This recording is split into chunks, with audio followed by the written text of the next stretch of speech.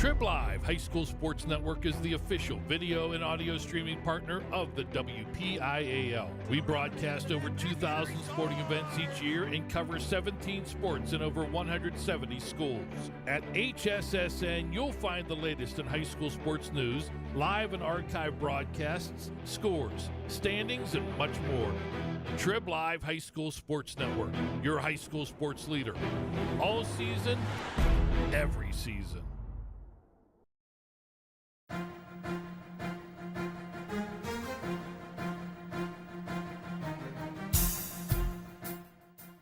This is the Lawrence County SportsNet, powered by LCAP. Your home for the County of Champions. Has the throw to first, and that's your ball game. Union has won its first ever WPIAL championship.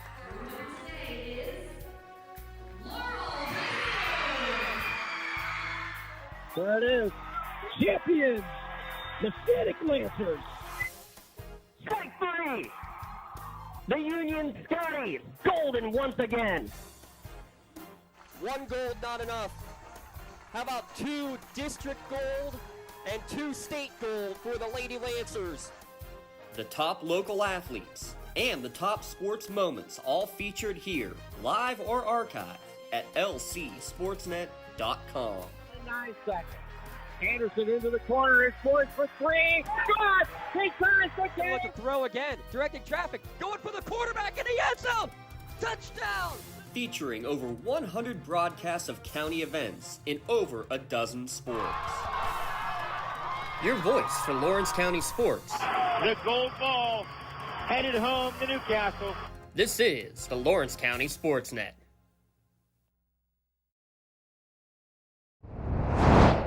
Coming to you live from North Allegheny High School, it's WPIAL softball playoff action here at lcsportsnet.com. The Lawrence County SportsNet, powered by LCAP. As tonight, it's the 5 versus 12 match in Class 3A. Mohawk Warriors taking on the South Park Eagles. Tonight's broadcast at lcsportsnet.com and on the Trib Live High School Sports Network is brought to you by Maley Chiropractic, by Castle Asphalt, by Medore Bonner Law, by The Red Zone, by Toshiba Business Solutions, by Pontius Insurance, by the Crane Room Grill, by Health and Motion Physical Therapy, by Penn Ohio Bottled Water, by the Western Pennsylvania Fall Baseball League, by Building Blocks Baseball, by Lawrence County Child and Youth Services, the Tri-County Principals Association, and the Lawrence County Community Action Partnership. Mohawk 10-4, South Park 11-5 on the year, coming into this first round game in the Class 3A tournament, the field of 16 teams, already a bunch of games that have already been decided. One of them right before here in the 7-10 matchup, York defeating Ellwood City.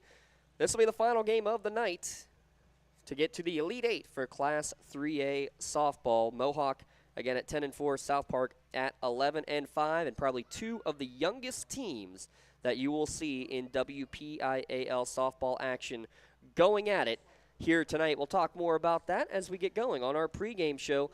Back in a moment with Mohawk versus South Park. First pitch coming up when we return at lcsportsnet.com and the Trib Live High School Sports Network.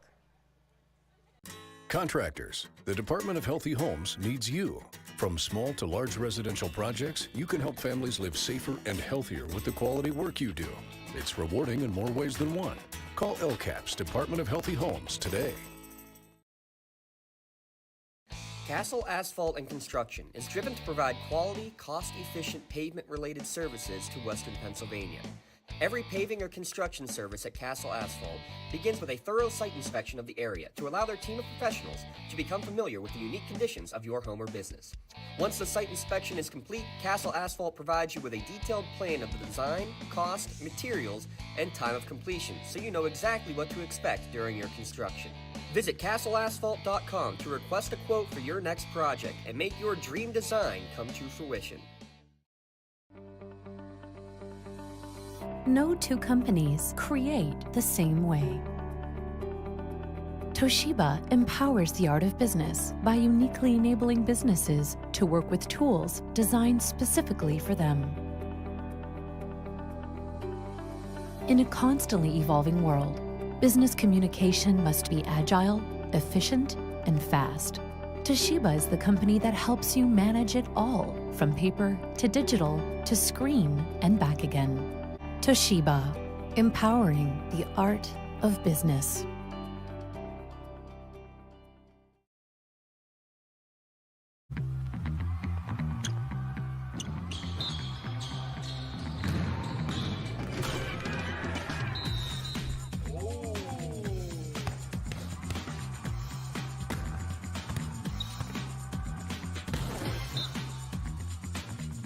That was awesome.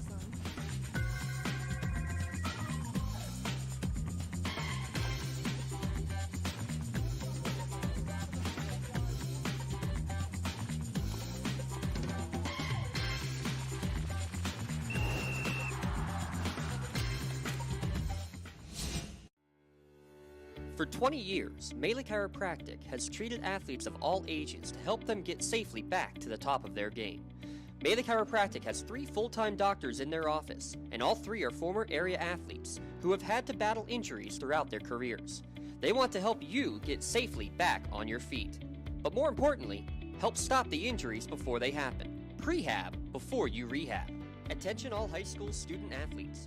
During your sports season, a $25 visit to the Melee Chiropractic office includes an adjustment and/or all therapies necessary, from the athletes of tomorrow to the weekend warriors and everything in between. Let Melee Chiropractic keep you in the game.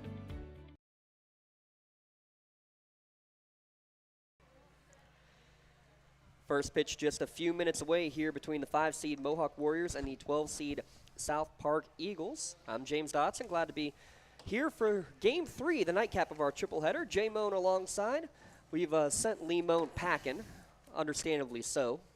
Getting him out of here for good would be nice. We also got the nutcase, Miss Ashley Pistachio, running the show here today for the Game 3 Mohawk against South Park. And when you just look at the records, I mean, it doesn't feel like a 5-12 matchup. Mohawk, the tri-champions out of Section 2, part of that 3-way tie, they're 10-4. South Park, a clear second place, but 11-5 overall. So just one game difference in terms of the overall records. And Mohawk 7-3 in section, South Park 6-4.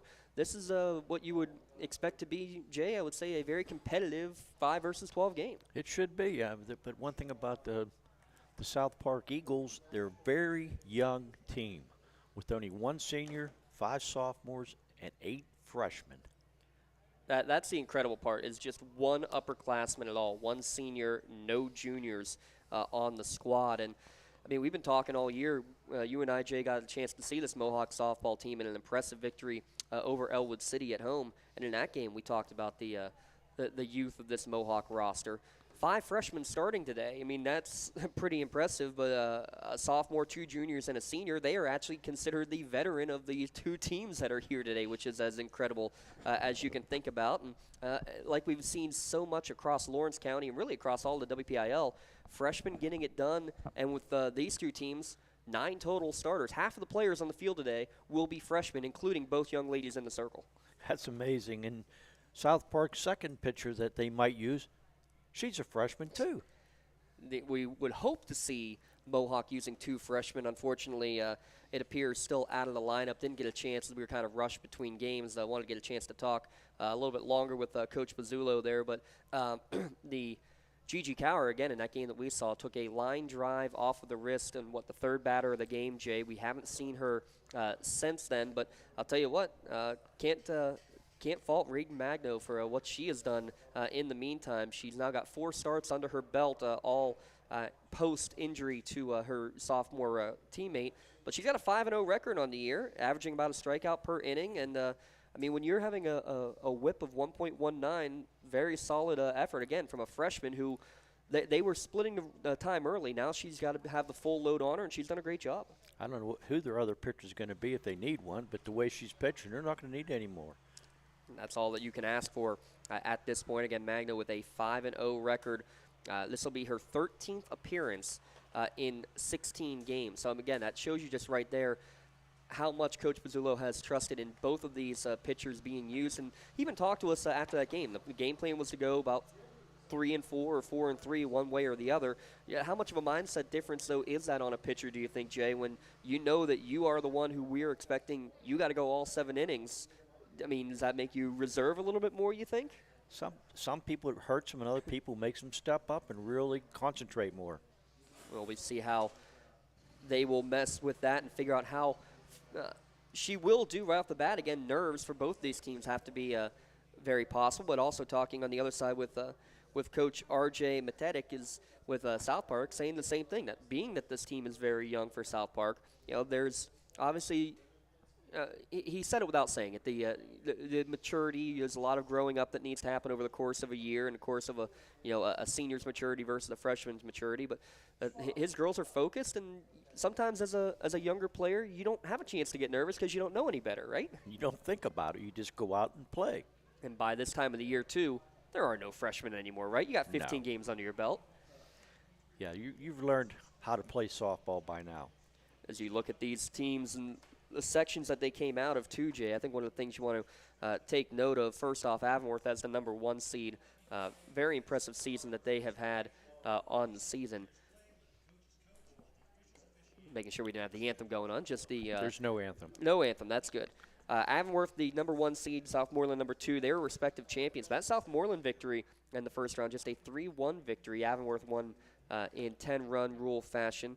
But you look at that Section 3, Southmoreland, York, Ligonier Valley, all victorious in their games, and Mount Pleasant gave Burrell a run. You look at Section 4, Waynesburg Central, they got a victory.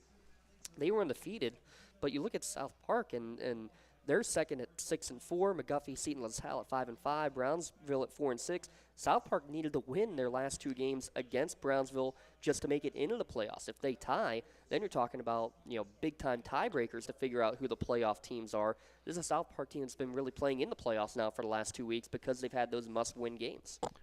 And the freshmen stepped up, definitely.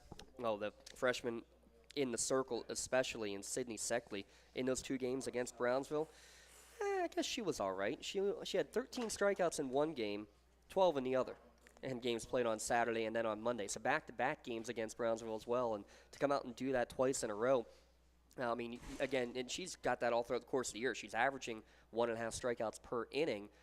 She's been very impressive, but the question is, okay, what kind of hitting capabilities? Because I don't think we've seen a team beyond Mohawk in terms of runs scored, maybe Avonworth in terms of runs scored over the course of the year. But this Mohawk team has put a lot of runs across the board, and they're hitting top to bottom, which is, I think, the most impressive part of it. Well, the night we saw them against Ellwood City, they hit the ball hard.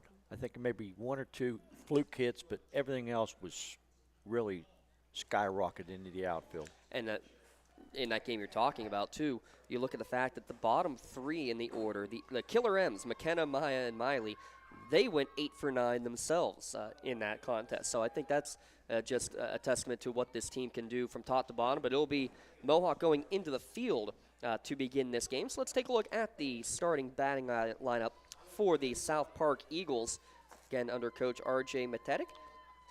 Get the batting order up on screen here for you as well.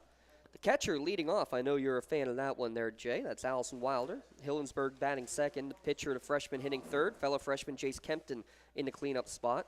Kylie Metrick, Caitlin Polk in the 5 and 6 holes. Madison Wilder, and then sisters Emily and Caitlin Mattis in the 8 and 9 hole. Your defensive alignment brought to you by Medore Bonner Law. Make sure you have the best defense behind you at MedoreBonnerLaw.com. First pitcher is going to be Reagan Magno. The catcher is Miley Pistorius. The first baseman is Lydia Cole. Ava Nolf is the second baseman. Erica Young is the shortstop. Addie Moscow is the third baseman. From left to right, Maya McCreel, Olivia Hare, and McKenna Stewart. The starting defense for the Mohawk Warriors. One thing we did not do, and by we I mean me, did not get the defense changed up. Now it is correct on your screen as you watch us live or archived at lcsportsnet.com. And with that, we're about ready to go, and Limon guesstimated it would be 8 o'clock start. Well, we're pretty darn close. It'll be about 7:52 first pitch. Your first pitch brought to you by Penn Ohio Bottled Water. And Wilder watches first pitch on the outside corner for strike one. I remember Reagan last game throws the ball in the glove about 3 or 4 times before every pitch. Now checks the wrist coach and delivers and gets a swing and a miss for a quick 0-2 count to Wilder, hitting .319. Wilder and the two-batter Hillsburg, both members of the volleyball team as well for the South Park Eagles. 0-2 just misses downstairs. 1-2 now the count to the leadoff batter of this game. A lot of the South Park Eagles play volleyball. I have them down for 6. Love seeing the multi-sport athlete, especially in the lower classification, 1, 2, and 3A. You know, the higher they get, like back when I went to Butler, you played one sport. You didn't play more than one sport. A lot of times, the better athletes should have played more than one. This one off the end of the bat, but foul down the first baseline. Count will remain 2-2. Mentioned Magnum with a 5-0 record, a 2.33 earned run average, and here's one that I like a lot: a 63% strike percentage on the year, as well as we have a meeting out at the pitcher's circle. The umpire apparently not pleased with something that Magno's doing, saying that something she is doing may be illegal. So we might have a full count here. That might have been a no pitch. Umpire came out and was showing pitcher something, what she was doing. So it looked like something with like the hand placement maybe as she was getting into the circle. Not entirely sure, but we'll see. As she now rocks and fires. This 2-2 goes all the way back to the screen. So it wasn't an illegal pitch or anything. They didn't give a ball. Count now full to the leadoff batter here in this 3A first round game. I'm not sure what that was. Oh, yeah, so it is. So that was ball 4 because of the illegal pitch. So interesting start to the game, to say the very least, as we have leadoff batter on base.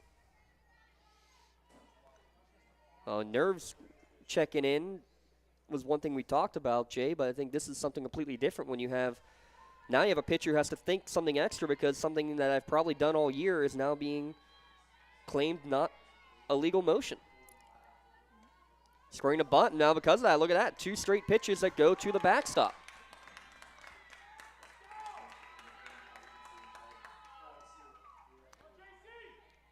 And at this point, how long, if you're Coach Pizzulo, do you go before you potentially go and have a talk with your freshman of just saying, hey, calm down, play your game? I just did not see what happened there. It was something with the hands together or not, and I wonder, well, I'll speculate after this 1-0 pitch. Scoring a bunt and pulling back as this one's called strike on the outside corner. You see it in baseball sometimes where a pitcher may do that while they are touching the rubber, and if they do touch the rubber while they're throwing the ball, then it's an illegal pitch. But what are you seeing anything, Lee? I didn't see the illegal pitch, but the first, I'll wait after this pitch here. Yeah, 1-1 the count now to Hillsburg. Squares and gets the bunt down. Only play will be Magno going to first, and it's going to be bobbled and dropped, and that's going to allow a run to score all the way from second base. Sacrifice, and we'll have to call that an E4 because it looked like a good throw there, Jay, and first run across the board. That's not how you want to start a game. Yeah, real quick, the pitcher's not allowed to go back to her glove twice, and that's maybe what she did. Once your hands come together once, you're not allowed to go back the second time. I noticed the last game she did that a lot before the game. I mean, if you're not on the rubber, you should be fine, right? Or is it when you're in the circle? Once you're on the rubber. So she can go and play catch with herself as much as she wants, Jay, as long as she's not touching the rubber while it happens. Once she gets on the rubber, her hands have to be apart, separated when she comes onto the rubber. So she can't hide the ball, basically. So once her hands are separated when she comes on the rubber, then she can go to her glove, do what she needs to do. But if she goes to that, pulls her hands out of the glove and then goes back in, then that's an illegal pitch. Well, she does it every time, and she was on the rubber the first time. Yeah, so that's what it is now. She's making sure she's off the rubber as she's doing so. As this off-speed pitch misses downstairs, snap throw down to first. Not in time. 1-0 here in the top of the first inning off of a walk and a sacrifice error. Lee got something neat. Lee's hungry. This one high and outside, so 3-1 to count to the three-hitter Sydney Seckley, the freshman trying to get things started here early. Another snap throw, this time getting back sliding at first base is Hillsburg. She might have took almost half a step too far that time. She's lucky she got back. Seckley leading the team in batting average and runs batted in, and she drives this one the other way. It's going to bounce at the warning track, and this will be extra bases. Losing her feet was McKenna Stewart in the outfield, and that nearly gave a chance for the runners to come all the way around. They will hold at third and second. It is a double for Sydney Seckley, and still nobody out. Another hard hit ball to right center field.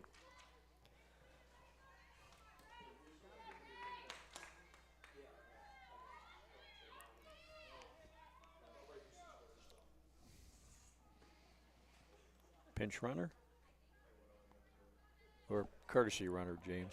That'll be a courtesy runner, your Castle Asphalt courtesy runner for the pitcher. I can't see the number right now. I think I saw 27, who would be Madison Stanton.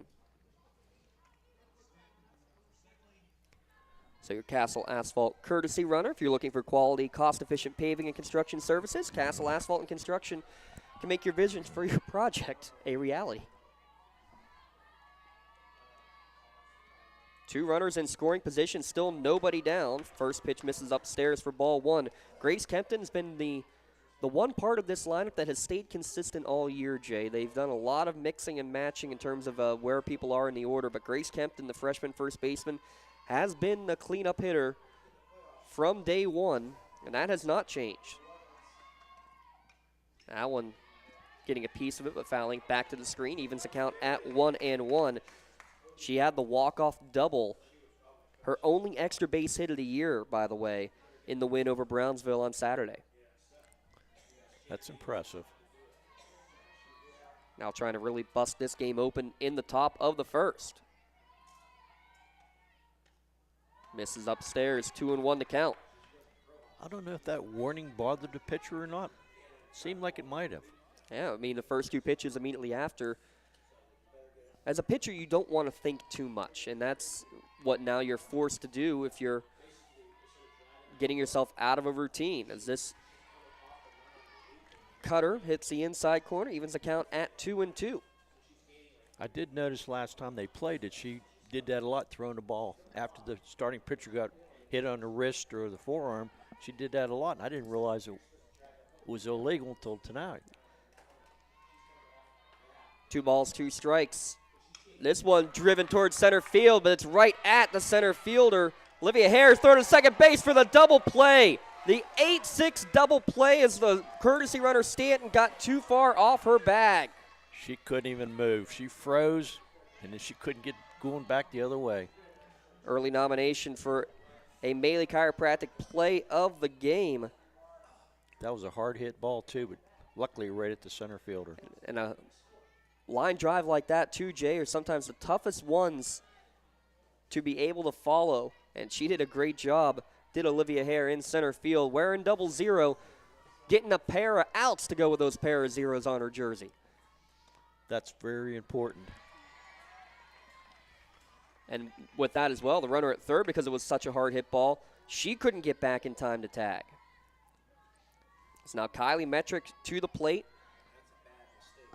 She was only 1 or 2 steps off of third, where runner at second was probably over about the shortstop position. This one just misses outside, count even at 1-1.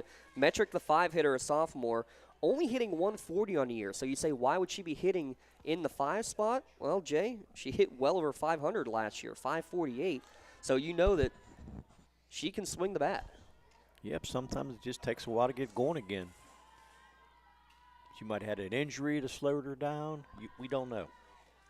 If you're Coach Matetic and company, you're just hoping that now's the time that something like this can pop up and come in clutch. She's got a 2-1 count here in the top of the first inning, 1 run across, but if Magno can work her way out of this jam, could be generous if it's only 1. She gets a swing and a miss there, 2-2 the count. That double play ball might have really helped them out.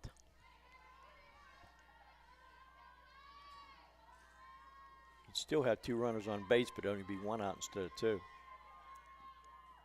Here's a 2-2 now to Metric. Misses high and away. Good job by Pistorius behind the dish to track that one down. As a wild pitcher pass ball would likely score Hillinsburg from third.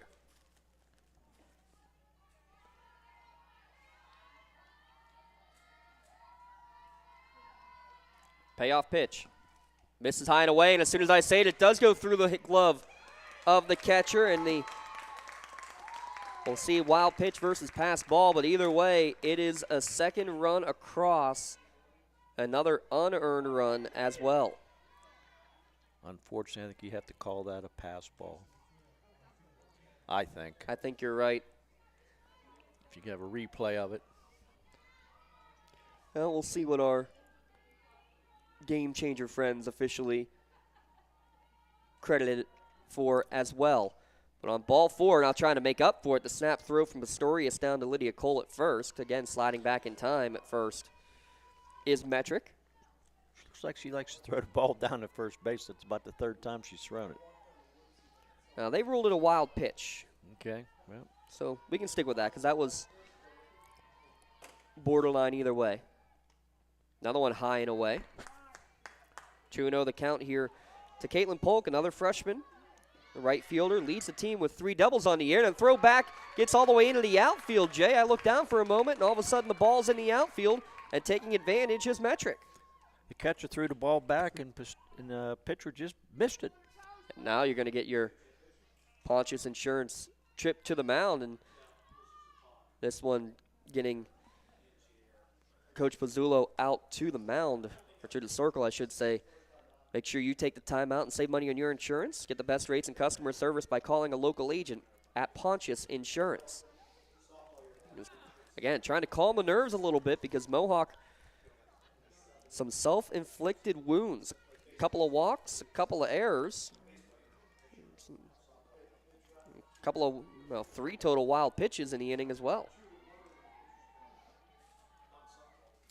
That's not how you want to start an inning. Not how you want to start a game, as this one's lifted towards right field, but playable. Stewart will settle under it, now comes running in and makes the catch on the run for the 3rd out of the inning. Damage done. 2 runs on just 1 hit and a pair of errors. 1 runner left on the backs. Well, step aside, be back in a moment here at lcsportsnet.com. Don't get left out to dry. Call the Penn Ohio Bottled Water Company for the fastest and most efficient bottled water delivery service in the area. Penn Ohio offers bottled water ranging from 16.9-ounce bottles to 5-gallon jugs, perfect for your next event or office water cooler system. Also, don't forget to ask about their custom labeling options. Visit PennOhioBottledWater.com for more information and to get a quote on their delivery services. Whether it's at home, in the office, or on the sidelines, Penn Ohio has you covered.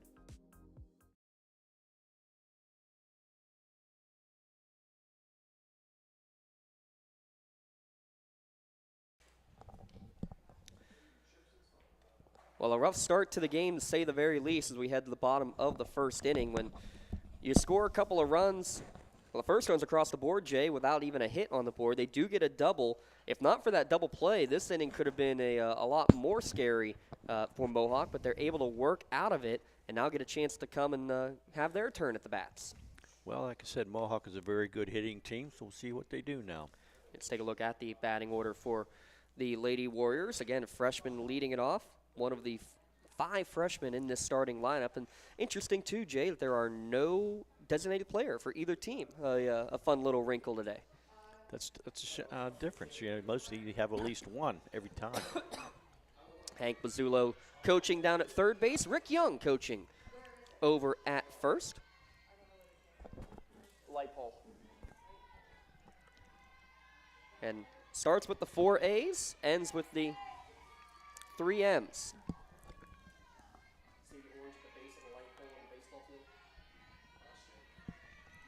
So left-handed hitting Addie Moskal in there first, and the first pitch misses upstairs for ball 1. We'll take a look at the defensive alignment after this 1-0 pitch to Moskal, who leads the team with a .528 batting average on the season. This one's driven right at us, and it's going to clear the head of the right fielder. This is going to be extra bases for the leadoff batter, Moskal, and she's thinking about 3, and she's going to get in there. A leadoff triple. Her second of the season. Addie Moskal put that one to the base of the fence in left field. That just missed going over. She hit that ball hard. Oh, what was the word you said there, Jay? They hit the ball? They crushed the ball. Well, right on cue. Going with the pitch was Addie Moskal, and gets the extra base hit, and just like that, tying run will come to the plate. Erica Young, the other player in this Mohawk lineup who is hitting .500 on the season. And now the umpire is getting testy about where the on-deck batter is supposed to be. Not at the back of the dugout, not at the front of the dugout, but apparently right in the middle of the dugout. I've never seen that call either. So Sydney Seckley will deliver this pitch upstairs for ball 1. Seckley, by the way, 10-5 on the year. She started in all but 2 of South Park's games on the season. A 1.19 earned run average for the freshman. Looks like she can bring it too. 2-0 the count. Jay, you have the defensive alignment for us? Yes, I do. For South Park, Sydney Seckley is a pitcher. Allison Wilder is a catcher. Grace Kempton is a first baseman. Madison Wilder is a second baseman. Kylie Metrick is a shortstop. Emily Mattis is the third baseman. From left to right is Caitlin Mattis, J.C. Hilberg, and Caitlin Polk.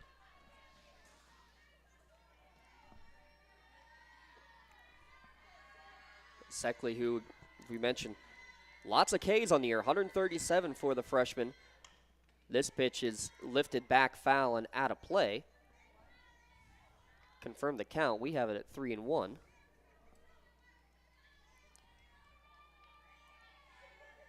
For the 2-batter, Erica Young. Both she and Moskal, who stands at third base, they were both 3 for 5 in their big win late in the year against Hopewell, and that was a high-scoring affair. 12-5, I believe the final of that one was. Another one popped up on the left side of the infield, standing right on the foul line, is the third baseman, Emily Mattis, who makes the catch for the first out of the inning. Nice, easy fly ball for the first out of the inning. And we saw a lot of that in the Ellwood City game. Just a little bit out in front of it was Erica Young on that one. So Addie, Erica, now comes Olivia. And Ava Nolf is the cleanup hitter. We've seen Addie Stivers in the middle of the lineup at times. We've had 5 first name beginning with A in a row at times this year for the Mohawk Warriors. Olivia Hare is batting .435 as of today. And she leads the team in probably the worst category to lead the team in there, Jay. Hit batsman. Really? Six times that she has been plunked this year. Downstairs, evens the count at 1-1. Looks like from here she has that elbow pad on, so I imagine she's gotten a couple times there in the elbow. When you're wearing it too, sometimes this makes you a little more, hey, I'll stay in there and take my walk down to first base. That's why she's over 500 on the on-base percentage. She hits this one off the end of the bat, 1-2.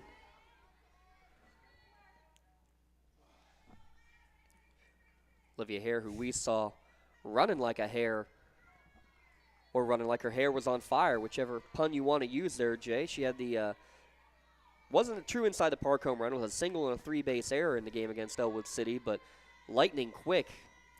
When she gets a base hit, anything could be extra bases. Oh, yeah, she really was bringing, I was surprised how fast she could run. Which then should come as no surprise that she leads the team in triples as well, 5 of them on the season. The lone sophomore starter for this Mohawk squad, trailing 2-0 in the bottom of the first inning. Big hit be nice here. And it's going to be a pass ball and a late break, but it's not going to matter. Able to score from third is Addie Moskell. So 3 runs on the board in the game, Jay, and still no Toshiba RBIs. You can't give an RBI in that one, that's for sure.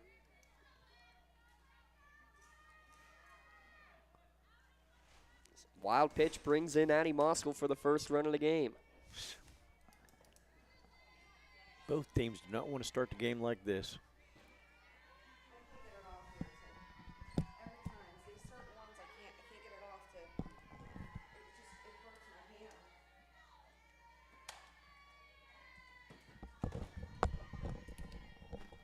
Another one downstairs, and the payoff pitch leads to a walk.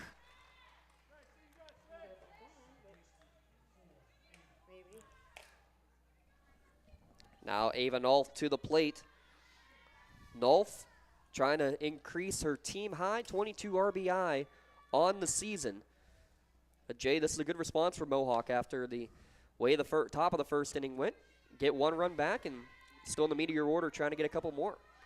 And they still really haven't hit the ball. One good hit so far, so like I said, Mohawk can hit the ball. So Nolf to the plate. First pitch in there for strike 1 on the inside corner. Nolf, also member of the successful Lady Warriors soccer team. Got to see them a couple of times throughout the postseason.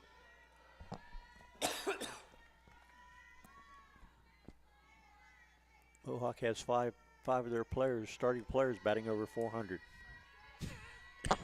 Impressive numbers for sure, but Nolf watches this one on the outside corner for strike 2 as well. And that's one of the interesting things when you look, and you got to take all averages with a grain of salt because you never know. It was a ground ball that hit off a shortstop. We'll give it a hit, might say a generous coach. Most of the coaches we've seen with Game Changer, I think, have been pretty fair. But you got to take all those averages with a grain of salt sometimes. So, I remember one year there was a player who went into the playoffs batting like 700, like 780 or something like that, and then went 0 for 10 in the playoff games. And it's like, okay, so are you having a slump, or were those numbers a little inflated? So you always got to take it with a little grain of salt. As the runner goes, and then hustling back to the bag, actually, is Olivia Hare. Didn't get a good jump on it, but did get a chance to see a throw down from Wilder to second base. And luckily, the second baseman was backing up because the shortstop missed the ball.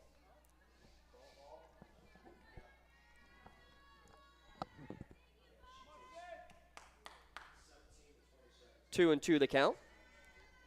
Hey, we got our camera back up for our scoreboard monitor. Interesting scenario when we're out here in left field. The scoreboard is just to our left, but we cannot see it as it faces the field and not us, as this one's fouled and out of play. But with the help of our wireless camera and Miss Pistachio, we got the scoreboard up in front of us. If you ever need to see it, there it is. Another ball in the woods, James. That's probably about 10 I've seen so far this afternoon. Yeah, I hope you bring plenty of them. Especially when you get the baseball games going on there as well. You get loads that make their way down into the woods and out of commission. This one, a soft liner right back to the pitcher. And much like in the top of the first inning, a double play potentially ends a rally. The line drive to Seckley, who just flips it over to first base for the second and third out of the inning. Mohawk does get a run back on a hit, but after the double play, no runners left on the bags. We'll head to the top of the second inning when we return. Mohawk and South Park. Good battle here at lcsportsnet.com. Whether you're hosting a big party, it's family dinner night, or you just need a place to go and watch the big game, the Crane Room Grill is the place to be. Need that something special for your upcoming event? Ask about the CR Brewing Company's custom brewing options to give your big day that personalized touch that your guests will never forget. Visit craneroom.com to see their full menu, or call in your takeout order now at 724-656-1553. The Crane Room Grill and CR Brewing Company, a winning combination. Looking for a unique way to expand your business? Advertise on the Lawrence County SportsNet and be seen by thousands of viewers in the area and around the country on over 100 broadcasts each year. Visit lcsportsnet.com and click Advertise with LCSN. 7, 8, 9 hitters due up here in the top of the second inning. First pitch in there from Reagan Magno. In for strike one is Wilder, Mattis, and Mattis. 3 players due up here for the Eagles, leading 2-1. Winner of this game will take on Burrell, who was victorious 4-1 over Mount Pleasant in their game. Wilder only hitting 152 on the year, but she had a great game against Shadyside Academy. 3 for 4 with 3 RBIs in the season finale. Maybe getting hot at the right time. Sees a couple pitches down in the dirt. 2-1 now the count. South Park only has 1 batter over 400. Yeah, there's the comparison you can make between 2 teams. We know Mohawk can hit the ball. Is it that South Park has faced tougher pitching all year, or compared to what Mohawk has, or is it just that the Mohawk hitters have been that good, or maybe a combination of both? This is where we find out in the playoffs. Like I said, they have like 8 freshmen starting, or 8 freshmen on the team, South Park, so that could be it too, just young. Reagan Magno on a 3-1, finds the inside corner, and the count runs full. Here to lead off batter of the inning. Both teams scoring runs via the wild pitch. South Park with their first run off of an error as well. Payoff pitch swung on and missed. There's your first strikeout. Victim of the game. Magno gets her first, and that is her 47th of the season. Wasn't a good swing by Wilder at all. Yeah, it looked like she might have been fooled and then had to try to protect at the last second. And now we get to the only senior on the roster. And Emily Mattis, the senior third baseman. First pitch downstairs for ball 1. Another one, another one of those volleyball players for the South Park Eagles. She's only batting 200 for the year.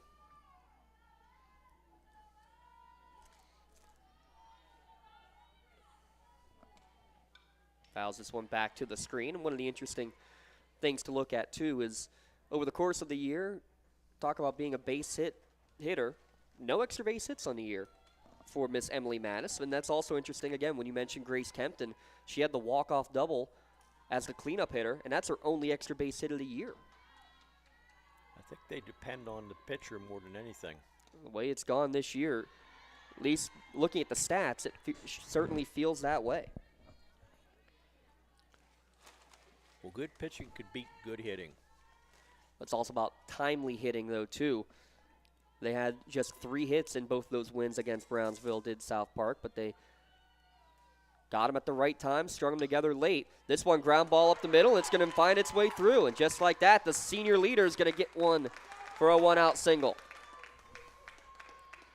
That ball had eyes there, James. Just out of the reach of Reagan Magno, the pitcher, and the diving shortstop, Erica Young. Now you have her sister Caitlin off the bat. From senior to freshman. She only has 11 at-bats this year. Looking for her first hit. Can she, not only the day, but her first hit of the year? How impressive is that? You have someone in the starting lineup looking to get her first base hit of the year. Squaring the bunt and pulling back was the younger Mattis for strike 1. Pistorius wanted to shut that arm off again. And Lydia Cole wisely was hitting the deck as she was charging the bunt and then had to get out of the way. Again, scoring the bunt, pulling back. This one will miss outside, evens the count at 1-1.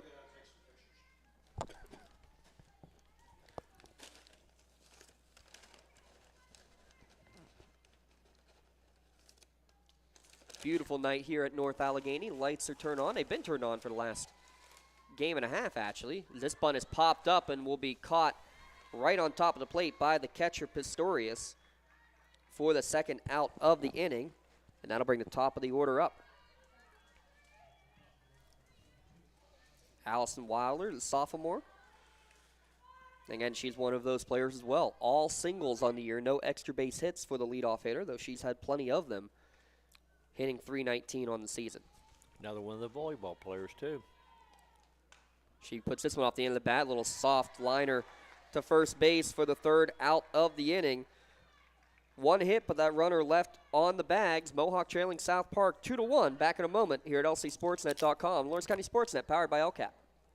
I love what I do because coming in every day is different.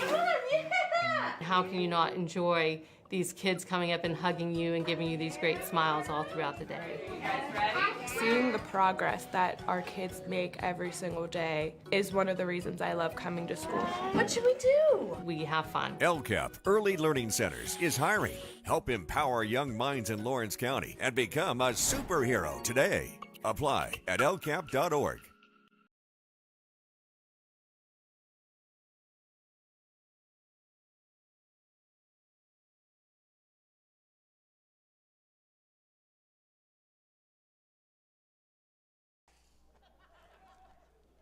So we head to the bottom of the second inning.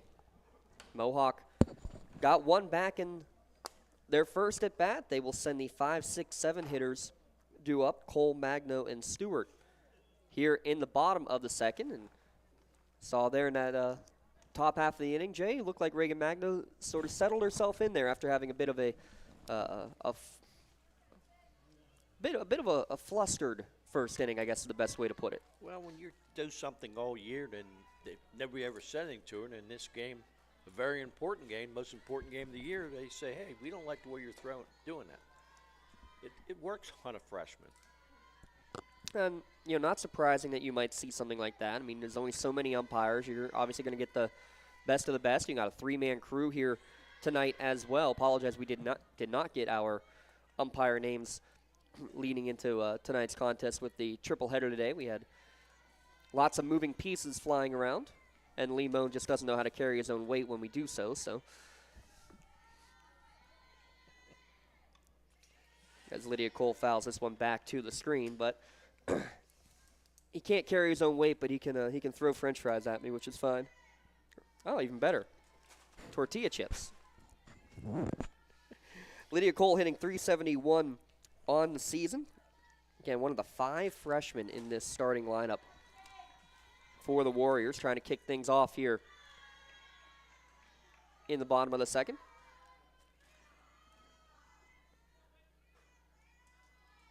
Two and one now the count to Lydia Cole.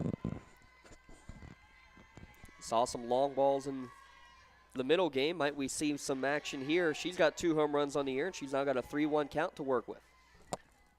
This is a pitch she might look for something to hit, to drive. Of course, Mohawk only has 4 homers for the year. She's got exactly half of them.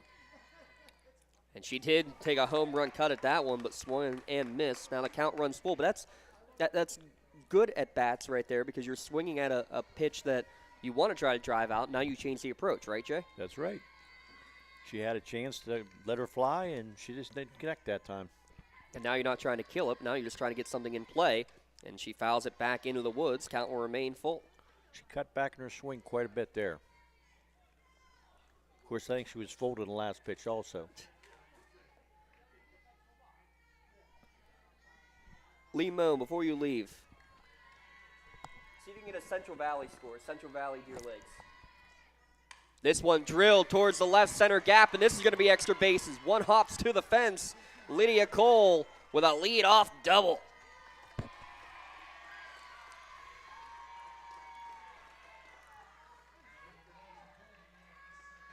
And that's the difference there, Jay. You're not trying to kill it, but when you make good, solid contact, it's going to fly in either way. She had, left fielder had nothing to do except for run the defense. Made a nice pickup to say keep her at a double instead of going for the triple. Her 5th double of the year. A triple and a double. Those are the 2 hits for Mohawk. And how about this? South Park, they got 1 hit. It was a double. Talk about these players who are all singles on the year. We've got all extra base hits so far for both of these teams. That's something. Usually, like you said, you're a single hitter, you're a single hitter. Reagan Magno, right on cue, is one of those. Only 1 baggers on her hits on the year. She is hitting .333. See if she squares to bunt again. She does, but pulls back, and it's going to go to the screen. Wild pitch will advance. It's a sacrifice without a sacrifice there, Jay. I thought that might have hit the bat, but it didn't. As she pulled back in a hurry. How many wild pitches is that so far? I got 2 for Seckley and 3 for Magno.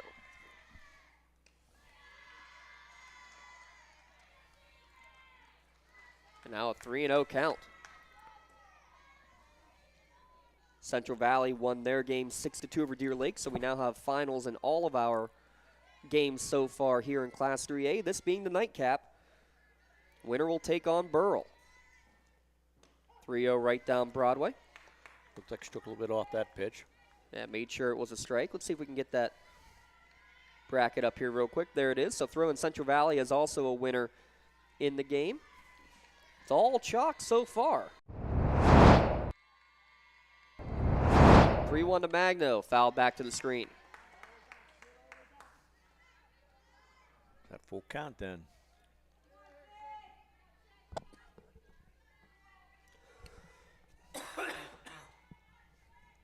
Nobody down. Here in the bottom of the second inning. Seckley winds, fires, and can't find the zone. Runners on the corners after Magno walks. Now comes McKenna Stewart, who we mentioned she was red hot in the game against Ellwood City that we saw. Went 4 for 4 out of the 7-hole, did McKenna Stewart. McKenna, Maya, and Miley, the 7, 8, 9 hitters in that game, went 8 for 9. There is not an easy out in this Mohawk lineup. Like I said, with 5 batters over 400, you know they can hit the ball. McKenna being one of them, hitting .408 on the season. Lydia Cole running at third. Reagan Magno appears to be running for herself at first. No courtesy runner for the pitcher.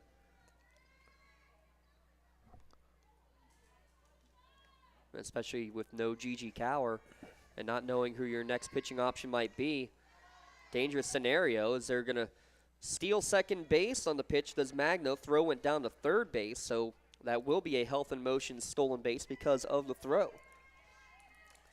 No referral needed to visit Health and Motion Physical Therapy. Come in for a 15-minute consultation and save those unnecessary trips to the doctor's office. Don't wait months to start feeling better.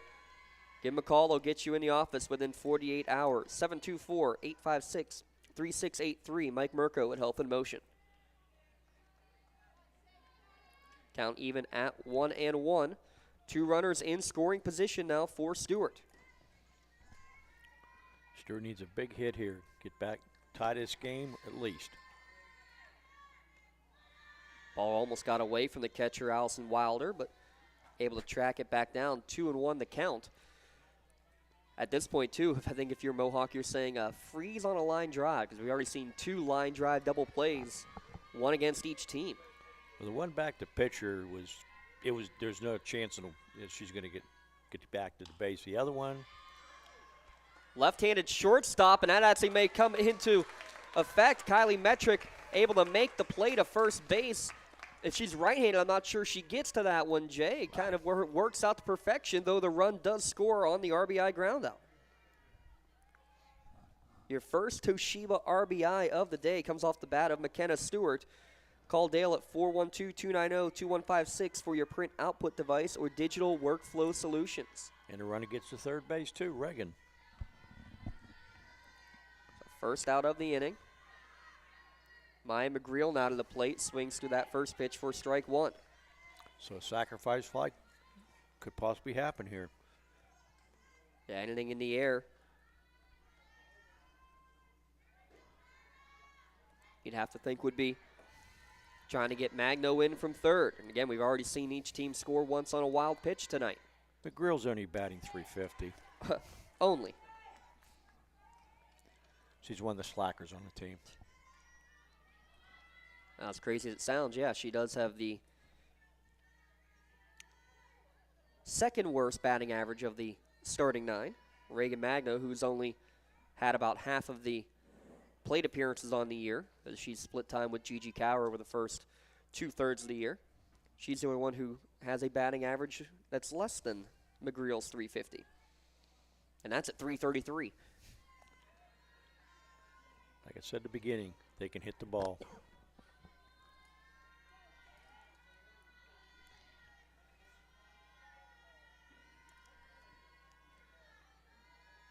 Who's that umpire talking about now? And we had a change of the ball.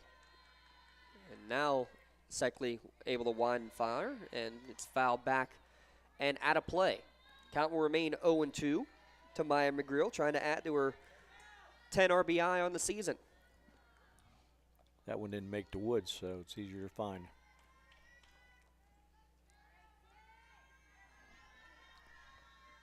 Magno running for herself at third. Count remains 0-2. Rise ball. Good job to lay off of it there from the junior Maya McGreal.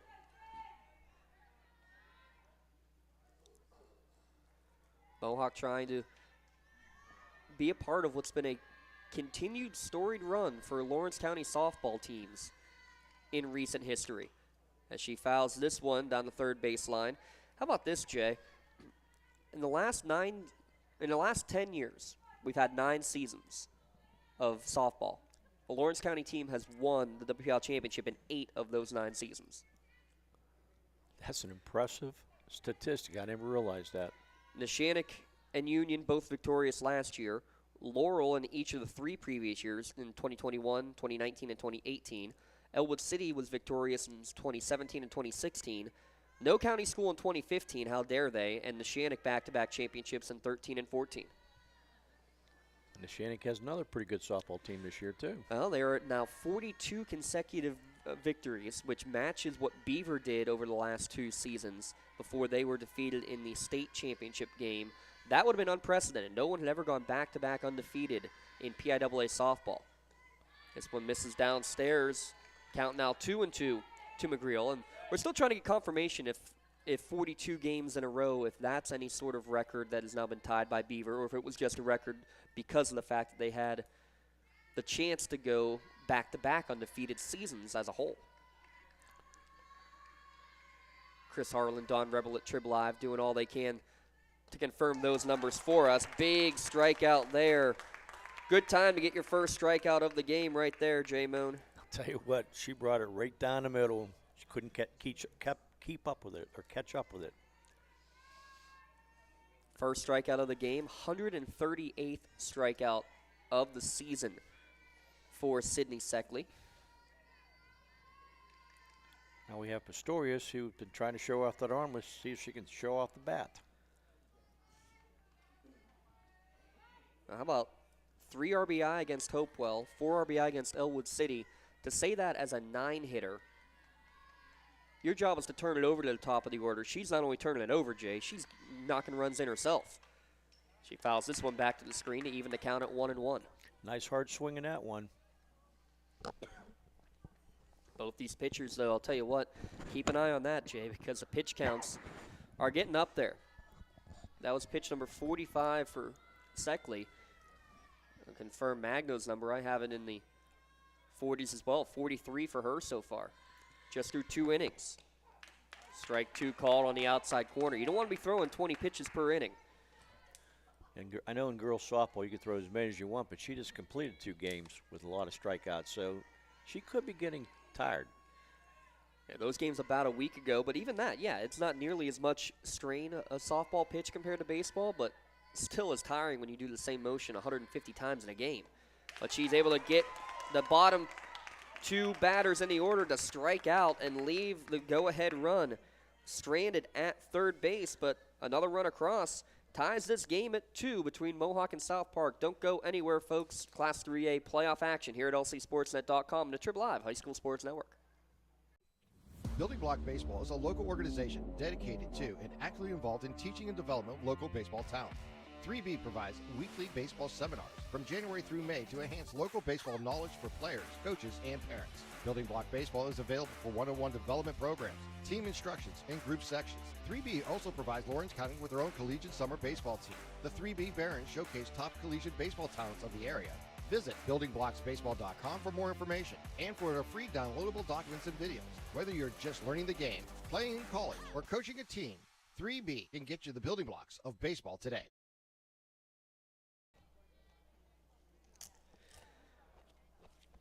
Off we go to the top of the third inning. It's our Maley Chiropractic inning. We'll have our Maley Minute between the top and bottom half of the inning, get you updated on everything in terms of Lawrence County softball going on, not only here in the WPIL, but also with District 10 and the Wilmington Greyhounds. They'll be starting playoff play next week. We'll have more games here at lcsportsnet.com coming up. Well, those games on Thursday for us came in with the potential of having 3 baseball plus 6 softball games were all possibilities coming into today's game. Unfortunately, first 2 softball teams coming up a bit short today. We'll see if, hopefully, Mohawk can flip the script on that one. 2-0 the count to J.C. Hillensburg.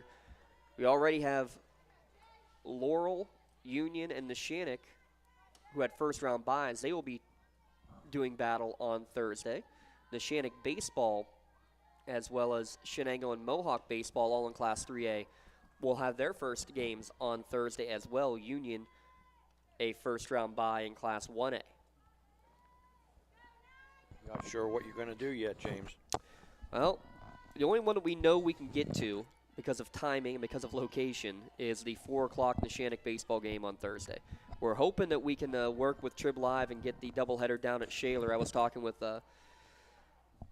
I believe that's Mark Pizzulo, who is Vinny Pizzulo's dad, and I would presume, I'm not going to make that assumption though, the brother of head coach Hank Pizzulo. If anybody out there, please feel free to correct me if I'm wrong on that, but he was talking to us about it, as this one's lined foul down the first base line. He was talking about it, like, hey, we're trying to get somebody down there, and we work with Trib to try to make those games happen one way or the other.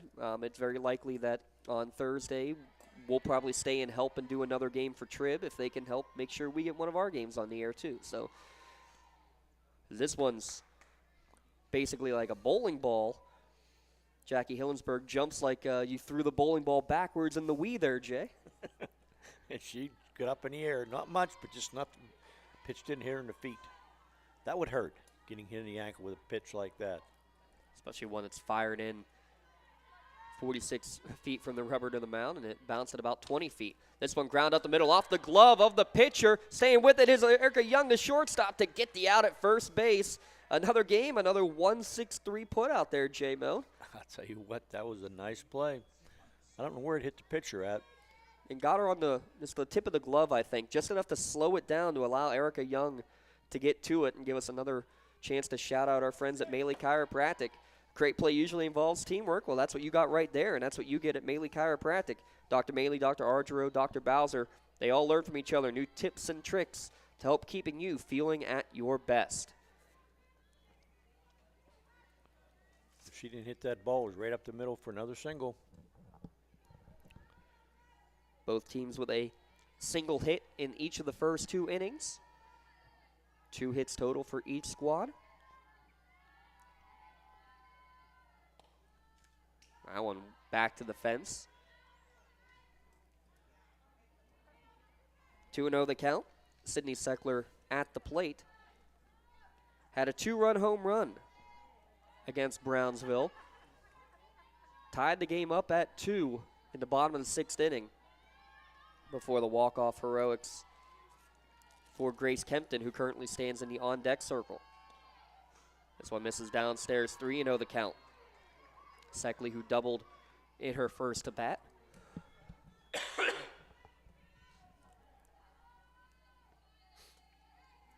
Freshman against freshman, pitcher against pitcher.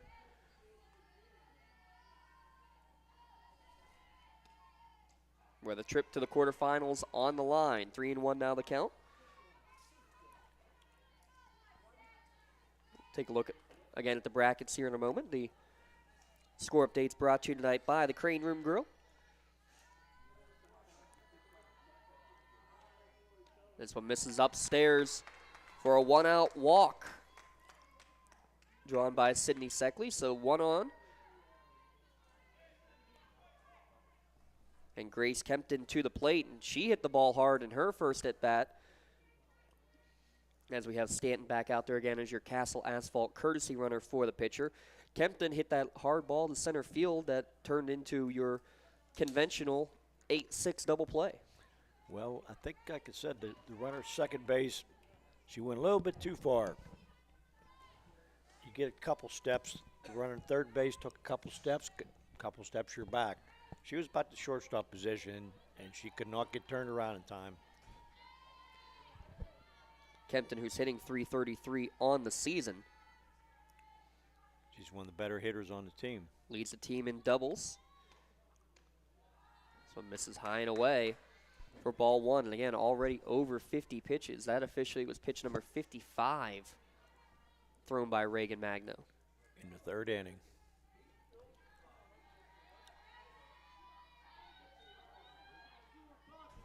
Want to know the count. And good job by Kempton not to chase that one either.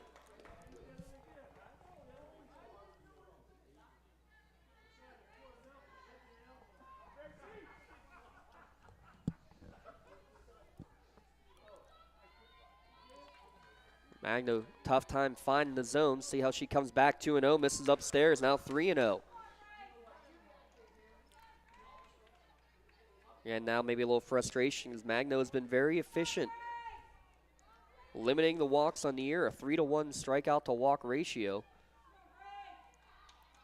I still think that confrontation with the umpire has her bewildered a little bit.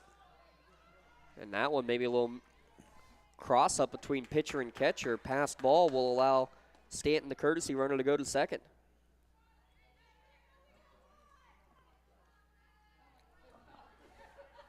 Three and one now the count. That one just looked like it broke in more than Pistorius, the catcher, was anticipating. Swung on and missed. And good job to come back with a pair of strikes now from Magno and get the full count.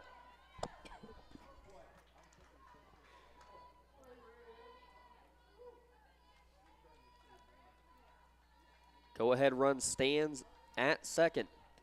Payoff pitch popped up on the left side of the infield. Settling under it and making the catch at the edge of the outfield grass was Erica Young for the second out of the inning. Nice, easy fly ball.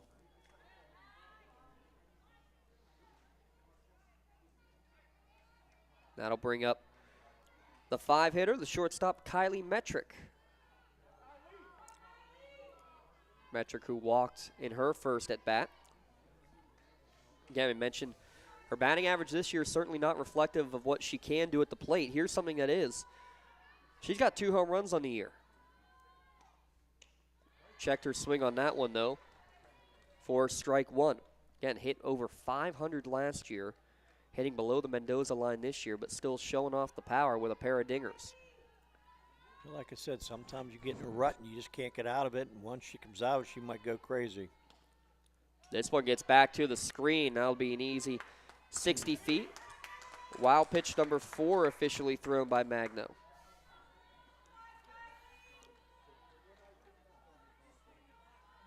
She's still throwing the ball in the glove there, James, if you watch her. Yep, she's staying with her routine, but she's at least being cognizant that she can't do that while she's touching the rubber. And another one, though, back to the screen. Coming to the plate. This is going to be a quick play at the plate, but Pistorius couldn't get to it. So back-to-back wild pitches. And just like that, South Park is back in the lead.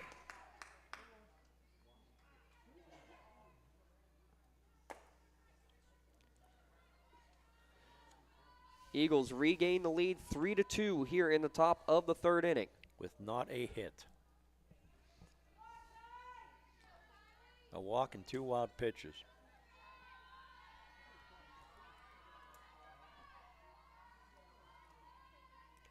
Well, walks can kill. Definitely. And when you couple them with control issues and balls heading back to the screen. Actually, she got all the way around. Pass ball, wild pitch is how the courtesy runner Stanton scored. That's right. 2-2 now to count to Metrick. Of course, like you said, South Park does not hit the ball that well. Strikeout to end the inning, second strikeout of the game for Magno. But as Jay just mentioned, a run scored without a hit. South Park takes a 3-2 advantage. We'll head to the bottom of the third inning, but first, Jay, it's time for everybody's favorite time of the year. It's the Maley Minute, favorite part of every broadcast in the middle of the third inning. Here in our Maley Minute, keeping you informed on the softball news and notes across Lawrence County. Ellwood City in battle earlier today. They were defeated by York 11-5, so the Ellwood City season comes to an end. A leadoff home run from Julian Ardone. They scored 4 in the first inning, did Ellwood City, but could not maintain the advantage throughout the game. In Class 2A, Shenango, they fought and clawed back 3 or 4 different times, but ended up losing by a final score of 6-5 to Our Lady of the Sacred Heart. And also in Class 2A, Neshannock, the 1, taking on either Burgettstown or Apollo Ridge. Laurel, the 2, will be taking on either Riverside or Fort Cherry. How about the 42-game win streak for Neshannock, and how about Grace Kissick, 15 strikeouts against Riverside? All 3 of their pitchers are going to be available and a force to be reckoned with. Class 1A, Union will take on Jeanette. How about this? The 8 seed defeated Carleton 16-1.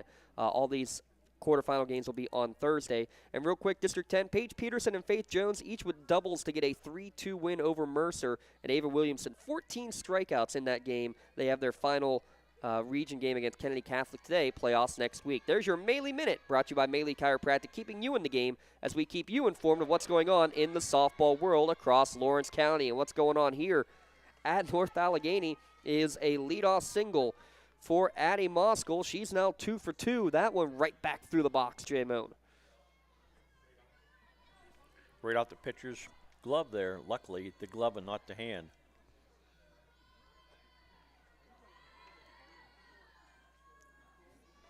So Moskell gets on base, and that'll bring up Erica Young. So good start for the freshman in the leadoff spot.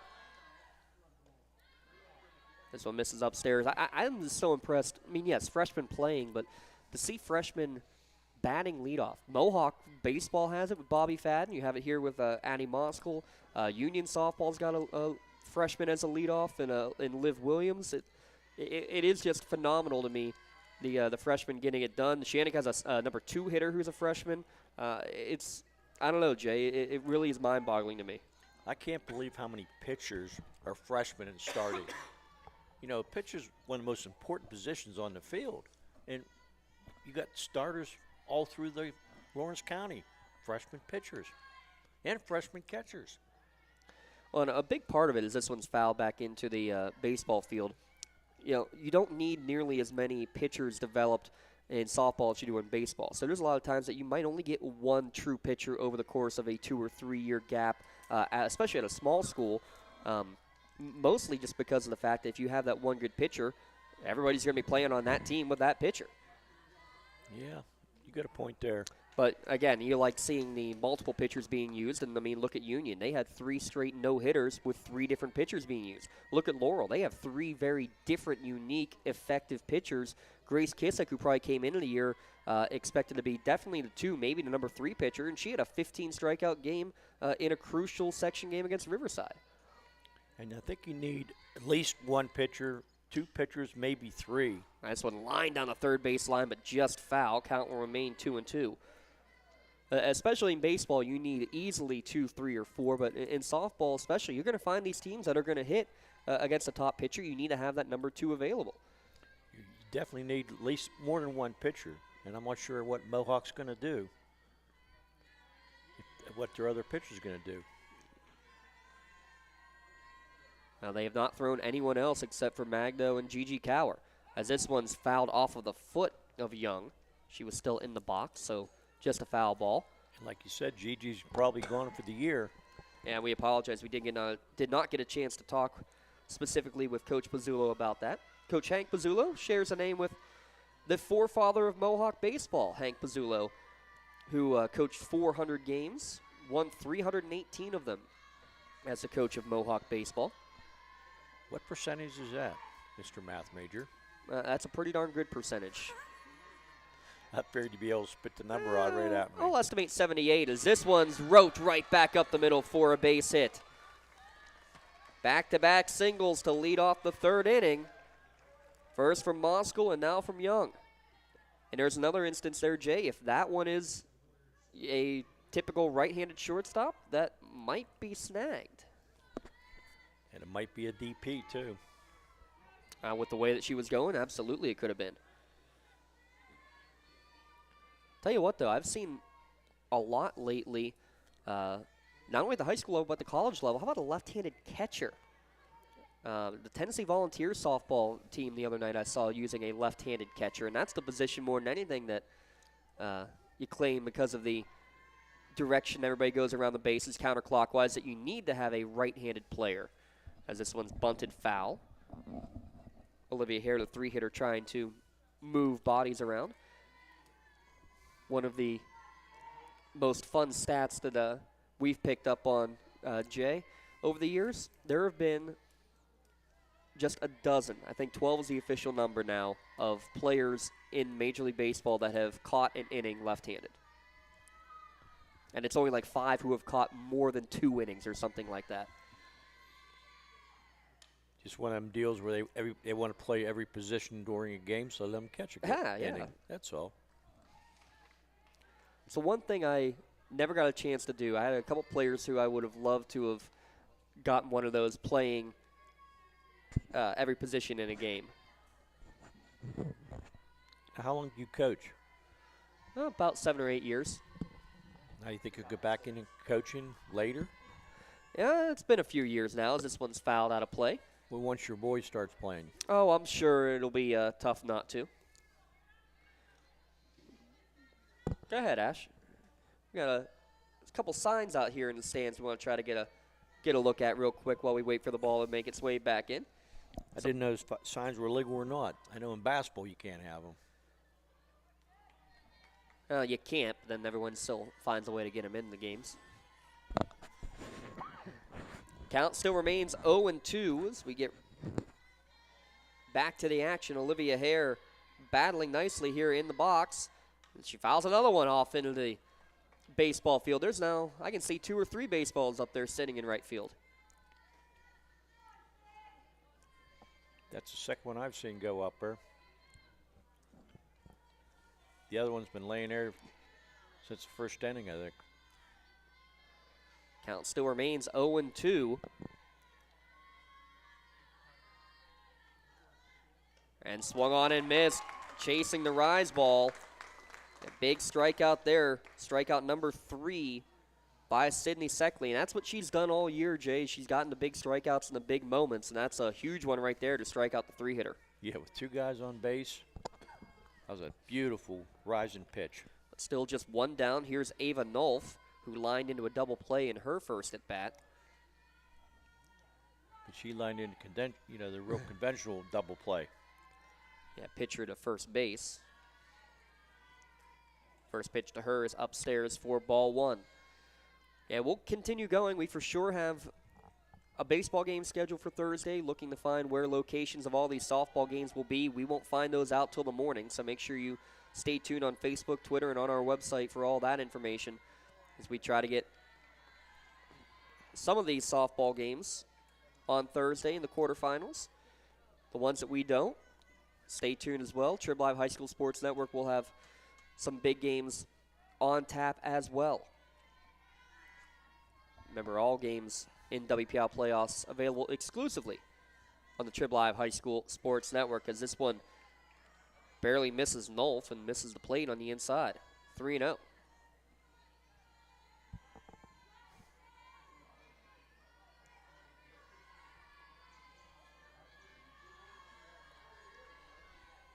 Bottom of the 3rd inning, already an hour into this game, a game that started 51 minutes late.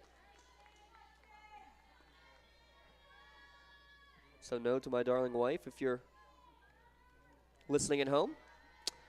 No, I will not be home for dinner.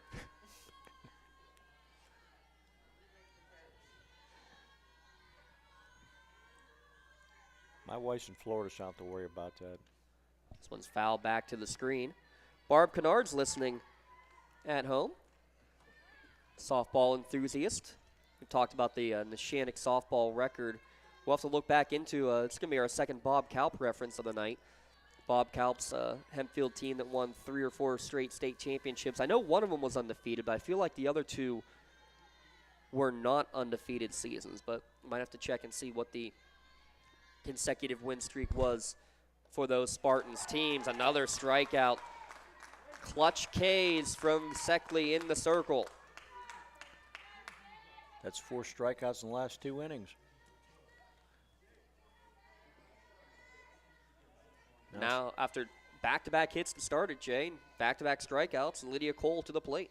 She had a hard double in the first time up.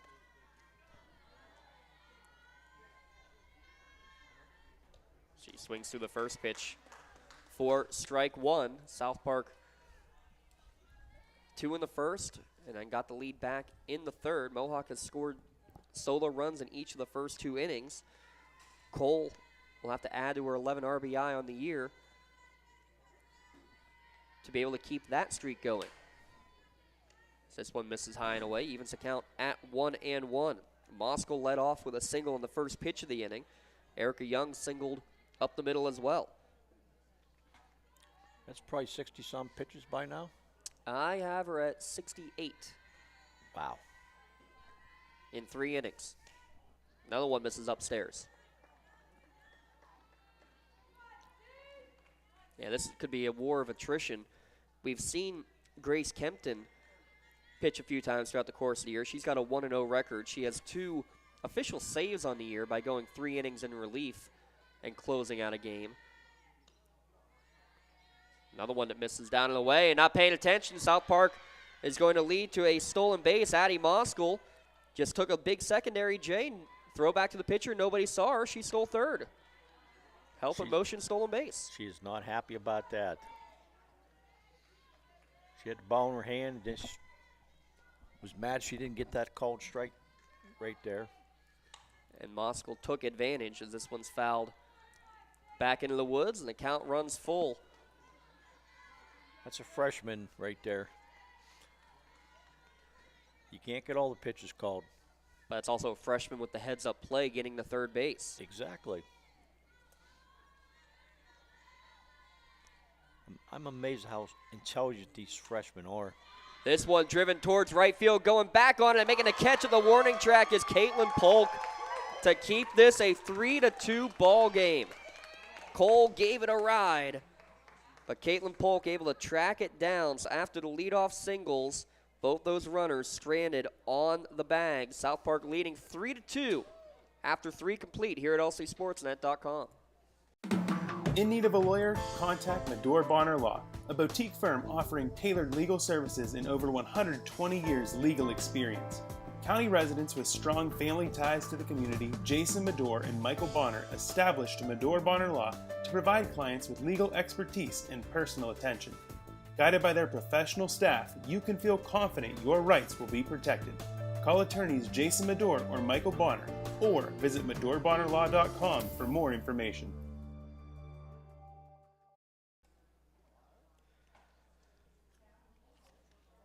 To the top of the 4th inning we go, and a good battle here between Mohawk and South Park. It's your typical 12-5 matchup there, Jay. The 12 seed getting a couple punches in early, and so far they've been able to hang on to this 3-2 lead.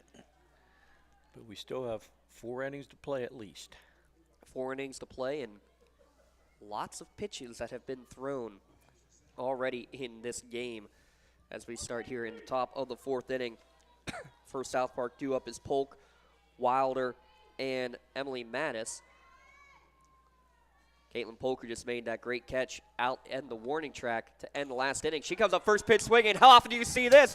As throwing back is Olivia Hare, and she's going to make a basket catch at the base of the fence. She thought, like I did, Jay, that one might have a chance to go all the way out. And she just said the same thing. Like, I thought for sure that was going. But she did the right thing. She went back. She came up, made the catch. Wow. Caitlin Polk gave it a ride, but it was caught. Just got underneath it a little bit, I think. We were talking about it during the break there, Jay, that this night air, maybe the ball's not traveling quite as well as they were like we saw in the first 2 games here today. Oh, there was, 4 homers in that first game, or the second game. Yeah, Yock hitting 3 of them. Ellwood City with the leadoff home run from Julian Ardone. They had 4 runs in the first. They batted around in the first, and then a pitching change, and they couldn't adjust. That's what it is in baseball and softball a lot of the times, Jay, just who can make those adjustments. And you can see the adjustments that the Mohawk defense is making with Madison Wilder at the plate. She's squaring the bunt. Everybody is playing inside the 60-foot bags right now. I'm not sure how often Madison tries to even bunt. Yeah, if you can bunt against this infield the way that they were playing, more power to you. But right now she doesn't need to because it's a 3-0 count. See if they drop back or stay in the same position. I have a feeling if the bat will stay in the same position, just on the shoulder of Madison. It does. This one catches the letters. 3-1 the count. I thought that was a little high, but like you said, we're 200 feet away, and the umpire makes the call. Yeah, I trust his vision a lot more than ours. That one, though, no question, upstairs for a 1-out walk. We could call that one. 4th free pass of the game issued by Magno. She only has 2 Ks so far in the game, too. Now we have the Mattis sisters. Emily up, Caitlin on deck with 1 down. Emily singled the first time up. The only senior, and there's no juniors on the team. This one popped up into the Bermuda Triangle, but McKenna Stewart, the right fielder, good job to come up and call everybody off and make the catch out in shallow right field for the second out of the inning. Both outs made by the right fielder. I'll see what Sister Caitlin can do. She popped up trying to bunt for a sacrifice and her first at bat of the night. She's still looking for her first hit of the season. How surprising, a important game like this, she's starting. Now, and again, you don't know the full story, if she's still making her way back from injury or if somebody else who might have been in the lineup throughout the course of the year not starting tonight or unable to play down the stretch. Any number of reasons. Or maybe it's just a confidence thing and a gut instinct. Yes. From Coach R.J. Matetic. By the way, Jeff Pavlik at first base coaching with Coach Matetic at third base. A shout out to Coach Ashley and Derek Misick, excuse me. The assistant coaches for the South Park Eagles. Ashley Perello, the other assistant. For this very young South Park team. 3-0 is right down the middle. Count 3-1, and at this point, you know you better take that pitch. I'm telling you what, I might be, for both teams, I might be considering taking a strike the rest of the way to get these pitch counts even higher.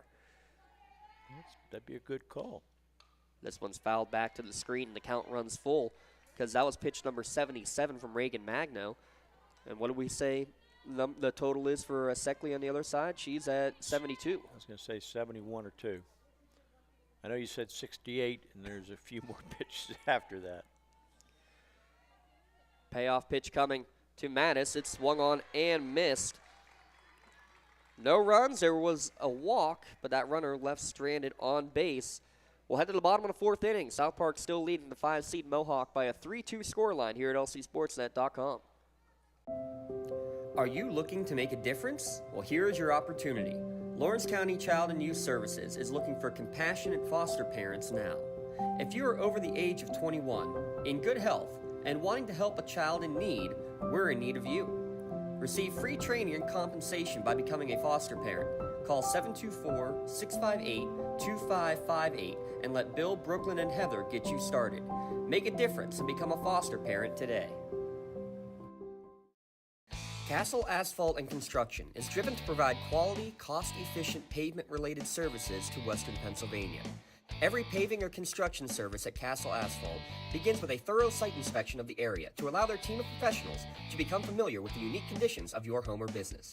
Once the site inspection is complete, Castle Asphalt provides you with a detailed plan of the design, cost, materials, and time of completion, so you know exactly what to expect during your construction.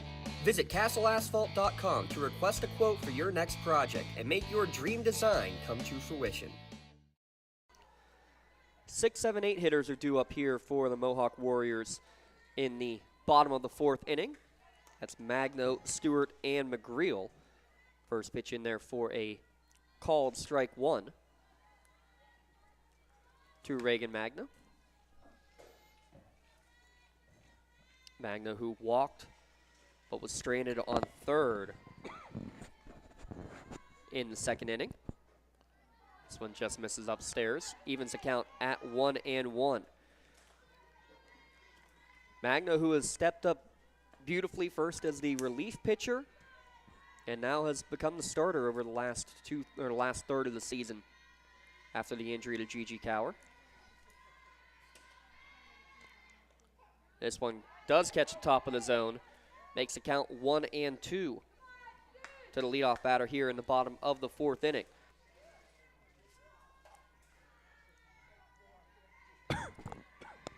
Sydney seems to be getting a little frustrated, but she better just forget about it, throw another strike. And as soon as you say that, that one gets away from her. 2-2 the count. And again, when we talked about the fact of the pitch counts and everything, again, no pitch count in high school softball, but Seckley has had many games where she's been throwing well over 100, 120, 130 pitches in a game. Magno, until very recently, has not had any of those, at least not at the varsity level. But you never know, potentially JV games and certainly travel ball games over the summer. And I think that more than anything, you get a lot of experience in the summer of pitching in those big games, Jay. Well, you need experience, the best teacher.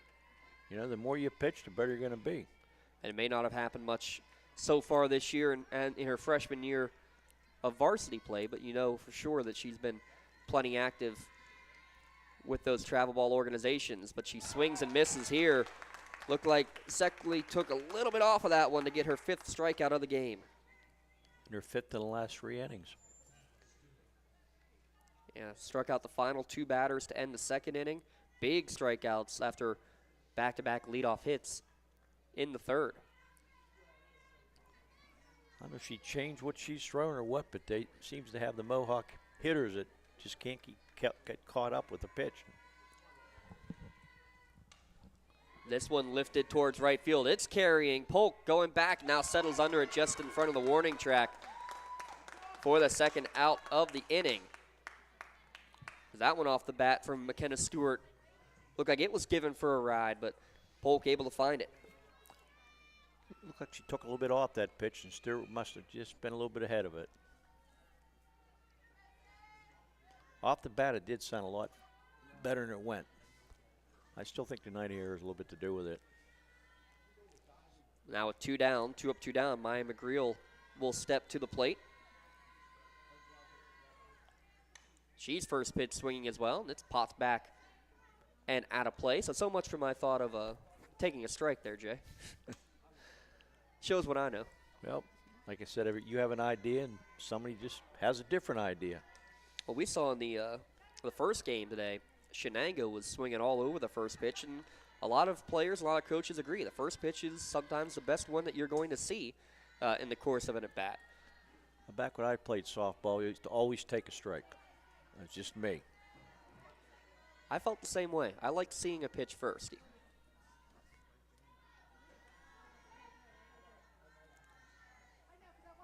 If it was a ball, a lot of times that next one they tried harder to get across. As this one's fouled towards the third base dugout. Count now 1-2.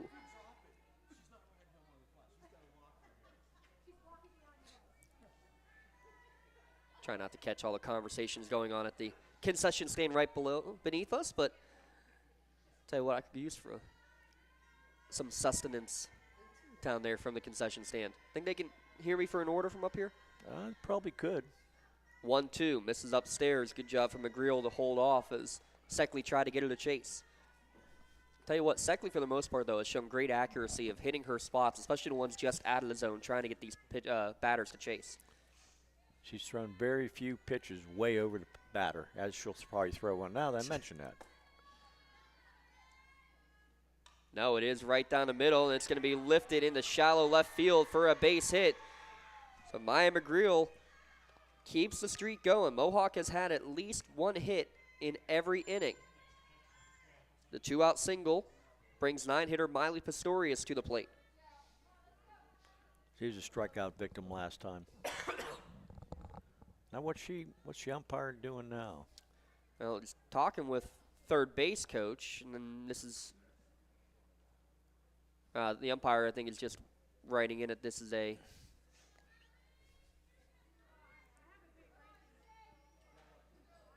I thought maybe he's writing that was his offensive conference officially because she came over and talked to him. Because we're back to the plate and ready to go. Pistorius, you mentioned a strikeout victim. She led the team. She had struck out just 5 times all season. And she's first pitch swinging. This one's right back through the box. Back-to-back singles for the 8-9 hitters here, Jay. Now see what happens. Last time he did this, she come back with 2 big strikeouts. She only needs 1 now. But you also have the dangerous Addie Moskal, and she has been dangerous all year, hitting well over 500. 2 for 2 today with a couple of hard hit balls. A triple in her first at bat and a single in the third. Now her first chance to bat with runners on base.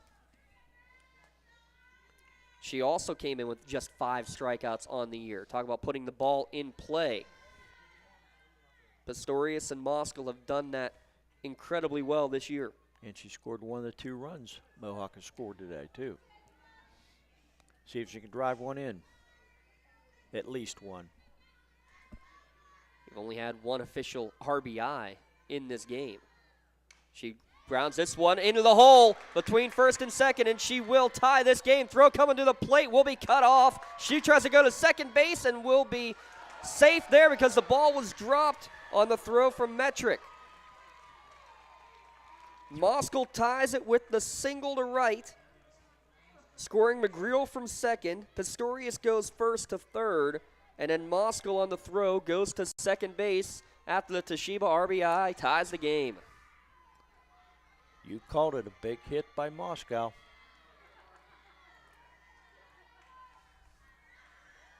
Now it looks like we're going to have a trip to the mound from Ellwood City, from South Park coach R.J. Medic. They are the same colors. At least she doesn't throw the javelin. That is true. We'll put that as our Mainly Chiropractic not top 10 play of the day. As our colleague Lee Moan was very adamant about somebody throwing the pole vault. That's what it was. And we couldn't let him go. No, of course not. Oh, we will not let him go. No. I mean, we still get on him about good old Peremski back in the day. And good old Mullethead. I'm sure we'll have time before the end of this broadcast to talk about the Peremski sightings for Lee Moan. He's not even in the booth with us right now. Can we really make fun of him? This one's driven towards left field, but it's going to hook foul into the bullpen. 0-1 to count. Erica Young, who singled in the third, maintaining her .500 average on the season, leads the team with 10 doubles on the season. And 1 homer, it looks like. She'd love to add to those totals. That ball's hit roped. Junior shortstop batting with 2 in scoring position. Chops this one over to third baseman. That's the Baltimore chop. That'll score 2 more. And with the bobble in the outfield, she'll advance to second.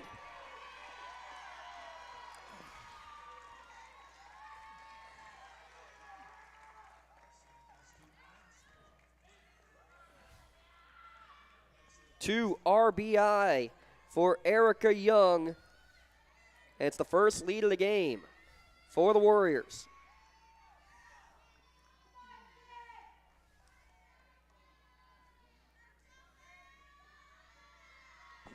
think we're going to call that a single and then advancing more on the throw.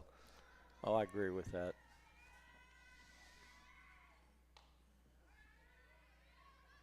Single advance on the throw for Young.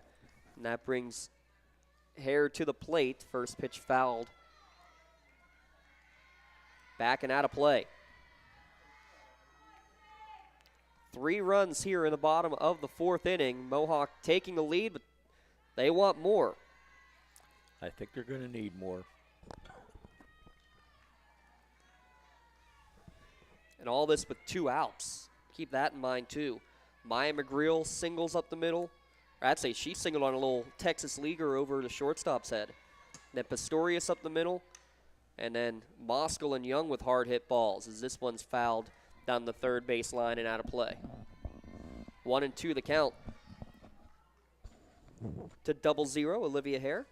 We had an interesting moment in one of the games on the Triple I High School Sports Network yesterday where a team had a player who was number 5 and a different player who was a number 05. And they are distinct numbers. Okay. I don't think I've ever seen that before. Means you don't watch racing. No. Strike 3, swing and a miss. We'll continue that discussion after this break. The strikeout ends the inning, but 3 runs, all with 2 outs on 4 Mohawk hits, gives the Warriors the 5-3 advantage. Back in a moment on the Lawrence County SportsNet, the Triple I High School Sports Network. Coaches, success in the spring on the diamond begins all the way back in the fall. Get your team ready for the spring sports season by joining the Western Pennsylvania Fall Baseball League. For nearly 2 decades, the WPFBL has hosted some of the top teams in the WPIL and beyond to hone their skills in a competitive yet developmental environment. Over 60 teams compete in the 6-week fall season, which features Saturday doubleheader games in your region, followed by the playoffs for just $250 plus umpire fees. Coaches can choose to play based on a geographic location and school size, can choose to compete in the varsity division, and to get accustomed to 60-90 baseball in the JV division. For more information or to sign up for the WPFBL, call League President Brian Zarenza or visit WPFBL.totalcamps.com.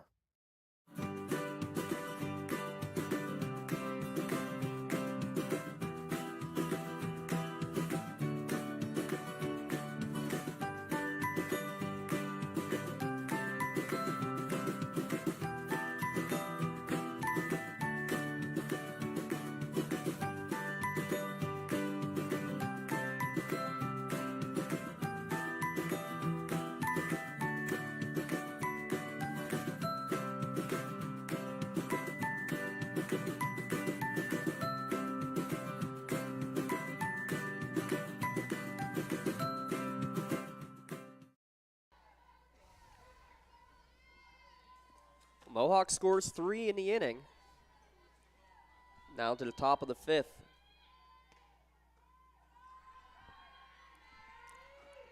Allison Wilbur to bat. Yeah, it's top of the order. Wilder, Hillersburg, and Seckley due up.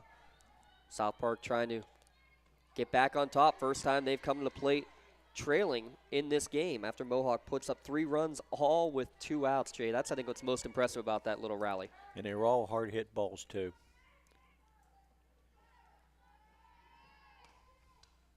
Wilder fouls this one back to the screen. 2-2 the count from Magno as her pitch count getting up there. That was pitch number 82 officially on the board.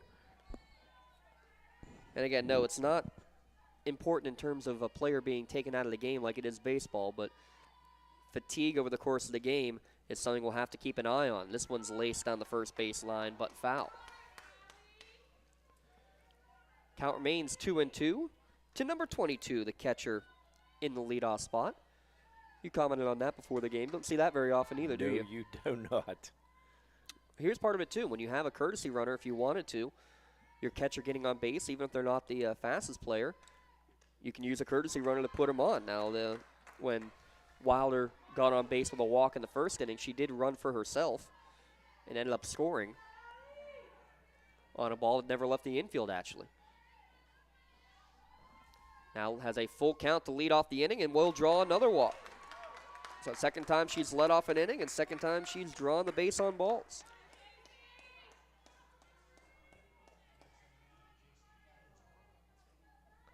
Okay, Peremski. Lee Moan back up in the booth.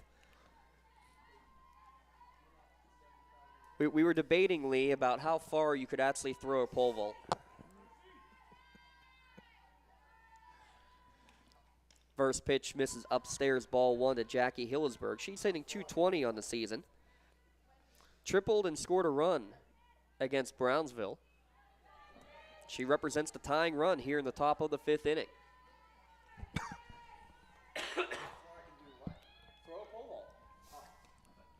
This one popped up, but it'll make its way out of play. Evens the count at 1-1. Yeah, that might become the new Peremski joke for a while here, I think. For longtime listeners here at the network know that Mark Shaw's over the years always loved ragging on Lee Moan because he could never pronounce the name of the Laurel family, Peremski, correctly. This one's lined foul towards the right field bullpen. 1-2 now the count. Peremski may have just gotten amped up to pole vaulting.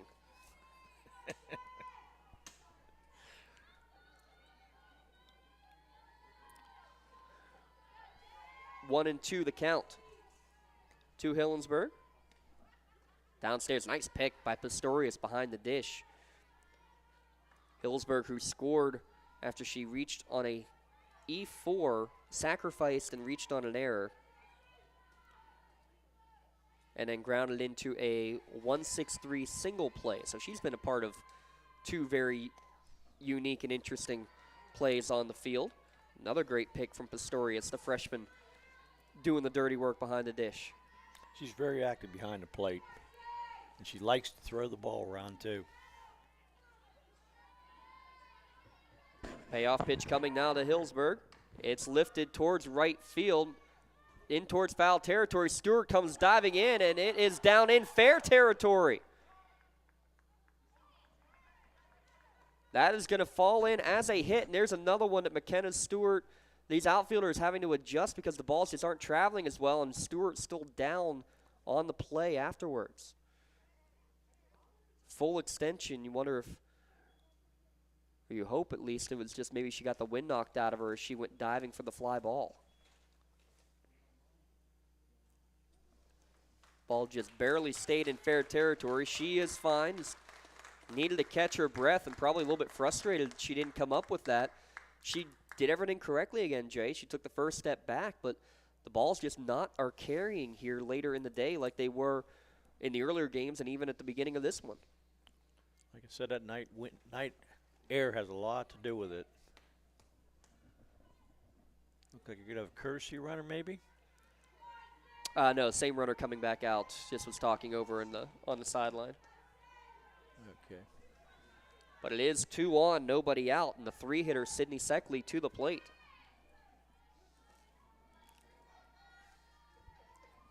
One of these things is not like the other.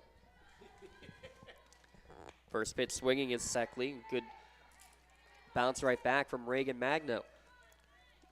You saw her counterpart Seckley in the 3rd inning after giving up back-to-back singles to lead off the 3rd. Went strikeout, strikeout, fly out. Magno allowed a walk and a single here. Now she comes back with 2 great strikes to Seckley. And Pistorius took a shot down to second base. Avenolf with a heroic play just to snag it as they were trying to pick off Wilder at second. How many times has Pistorius thrown the ball? Down to first, 3 or 4 times, second. And then this one, maybe not on the same page as it gets away. Pass ball, I would say. Yeah, I'm with you. A little tough to tell from up here, but I think that's one. Well, put it this way. If you're the catcher Pistorius, you're saying that's one I should have had. Like I said, she seems very active, and she don't seem to miss. She made 2 or 3 big picks earlier in this last inning. Ooh, thought they had strike 3 in the outside corner. Didn't miss by much. Count now 2-2. And yes, the official stat keepers in the dugout also have ruled a pass ball in that last play. Made the right call then. But that's the tying run now in scoring position. Here's the 2-2. Good hold from Seckley, and the count now full. Grace Kempton in the on-deck circle. She's hit it hard here today. Nothing to show for it yet, but she's hit it hard.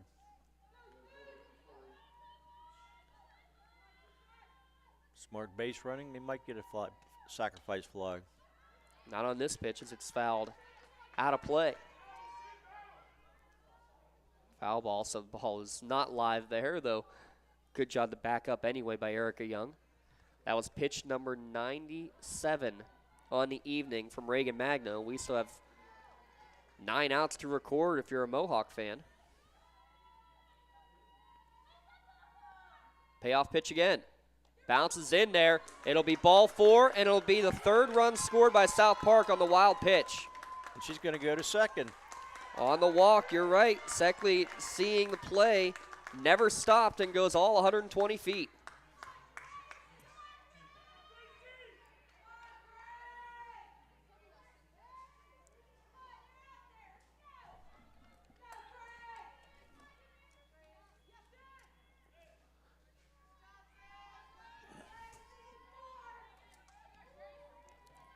So now it's tying run at 3rd. Go ahead run at 2nd. Infield now playing in for Mohawk. And it's another pass ball. Another wild pitch ties this game. 4 of the 5 runs now for South Park have come from wild pitches. That's unheard of. How many wild pitches is that? I lost count. 6? I'm at 7. 7? I must have missed one somewhere.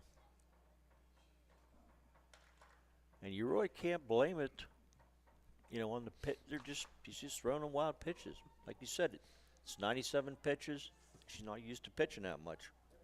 And she's had a couple of games down the stretch of the season where she has been in the 120, 130 range, but just something not, man, we wonder too, how many night games have they played this year? It's a bit of a different grip, the dew on the ball in the outfield. We've seen everything happening with the outfielders having to make the adjustments. Pitcher, you got to do the same thing.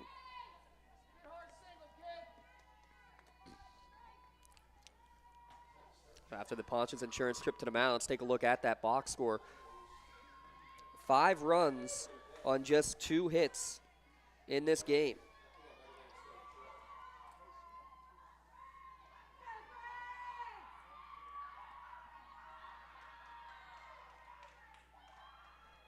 Now the 1-0 ground ball towards 3rd, and it will be killed foul. Grace Kempton now with a 1-1 count. She's got 10 RBI on the year. Would love to add to that and give her South Park Eagles the lead back.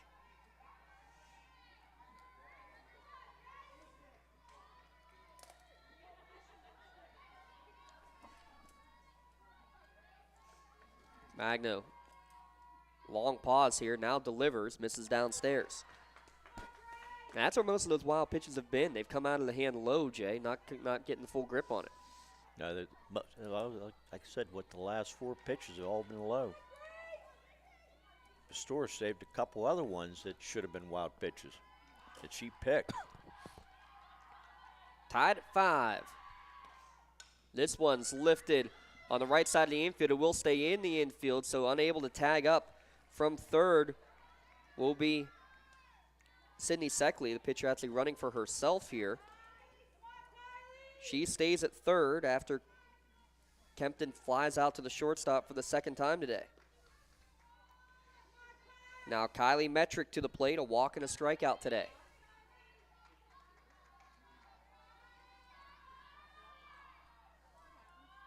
She squares the bunt, pops up the bunt. Pistorius turned to try to find it, but it goes out of play.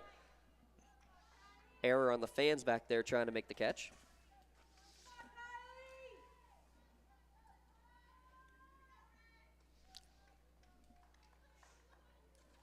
Coming back to this game, we still have our LCAP Player of the Game award to come up with. Magno needs a big out here.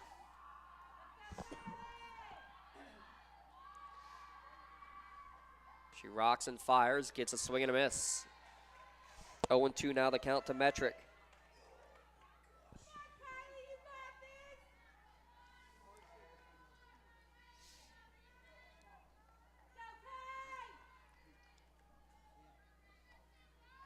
The 0-2. Swing and a miss, a 3-pitch strikeout to end the threat. That's only 2 outs. That is only 2 outs. So threat not ended yet. But with the go-ahead run at third base, you get a pop-up and now a strikeout. Caitlin Polk, who's hit 2 into the outfield. Fly out to left and a fly out to center in her 2 plate appearances. KP, as they call her. 233 average on the season with 11 RBI. Give a shout out to everybody watching live or archive. We know there's a watch party down in Jacksonville going on for this game even. First pitch swinging and popped up, but right to the second baseman. Avenolf settles under it and gets the final out. So the first 3 reach, the next 3 are retired. 2 runs in the inning. 1 hit? 1 hit, and it was on the little bloop down the first base line. Both runs score on wild pitches, and 1 runner left on the bags. To the bottom of the 5th we go. Playoff action here at lcsportsnet.com and only on a Trib Live High School Sports Network. When injuries get you sidelined, don't trust just anyone to get you back on the field. Visit Health in Motion Physical Therapy in Shenango Township. They want to get you back to the top of your game as quickly as possible with certified orthopedic and manual therapies. At Health in Motion, you receive quality one-on-one time with a board-certified physical therapist. Get the next generation of physical therapy to help in your recovery. Health in Motion is the first PT clinic in Western Pennsylvania to use the Nuvie, the neurobioelectric stimulator, in their therapies. Their technologies can reduce your time on the sideline from 3 or 4 weeks to just 3 or 4 days. Don't wait for months to see improvement. Notice a difference after your first visit to Health in Motion, keeping you moving.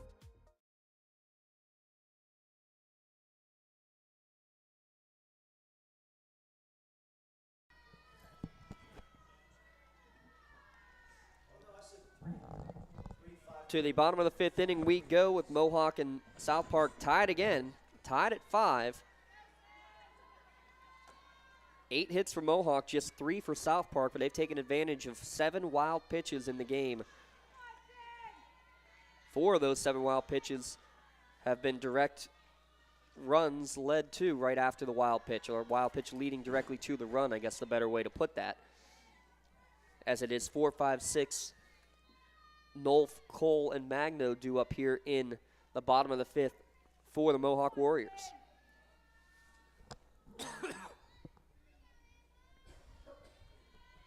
How many pitches has Seckley had, James? That was pitch number 95 she just threw.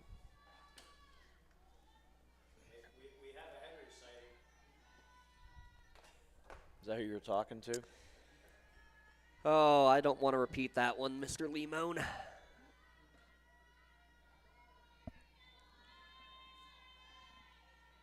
The 2-0. Fisted down the first base line, but foul. Into the bullpen. Count now 2-1, and yes, we do have a Henry sighting.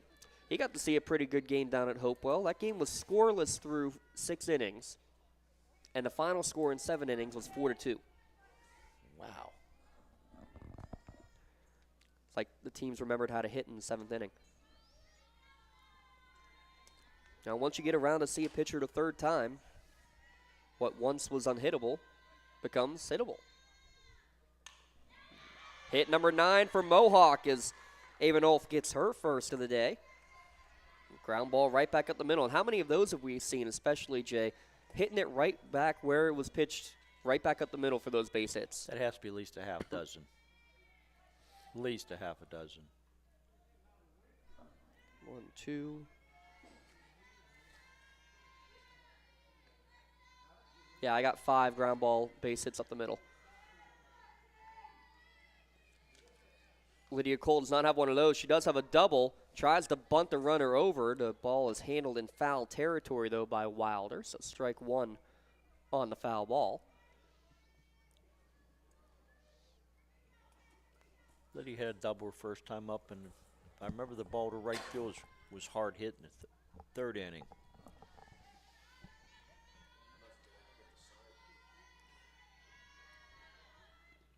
Swings through this pitch, though. Count now 0-2. Look a little high there, but she was going after it anyhow. Doubled and scored in the 2nd, as Jay just mentioned. Trying to take the battle of the youngins here between Mohawk and South Park. As this one's drilled towards left field, but settling under it. And by the miscommunication, Mattis let it go, thought she was called off by Hillensburg, and that's going to allow 2 runners on base. It has to be a double, right? It's not official that the ball has to hit a glove for it to be an error. What is the... That's what we're going to wait for, see what the official ruling is. You can't assume a catch. I think you're going to have to rule it a double, and that is what they do as well. It's a hard luck double, but it's the second hit of the inning. And that was one that the left fielder, Mattis, I think called it, then heard Hillingsburg maybe call her off, and then they both kind of froze, and it fell right between them. Going for the safety squeeze, throw to first base, and neither runner is going to advance as a result. Magno laid it down, but it was a little bit too strong.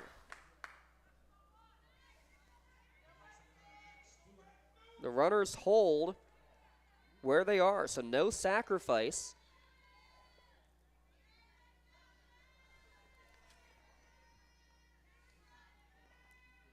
Because Knoll from third was not off and running, so it's a safety squeeze. They were lucky Lydia Cole had to hustle back to second base because she was flying towards third. First pitch swinging, and this one's going to be fisted, but right to the shortstop. So 2 pitches, 2 outs after the single and the double.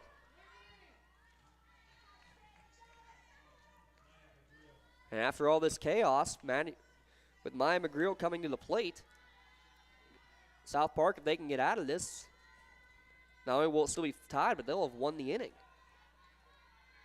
Scoring 2 in the top half of the 5th.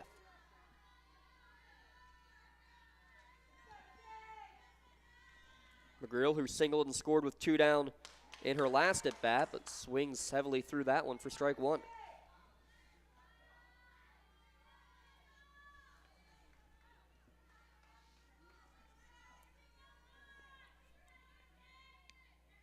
We're going to take on Burrell in the quarterfinals. Last of our 8 first-round games in Class 3A going on here, and it is the nightcap, of course, being the longest. 0-2 count? 0-2. Let's see what Sydney comes up with this pitch. She hasn't thrown that slow pitch for a little bit.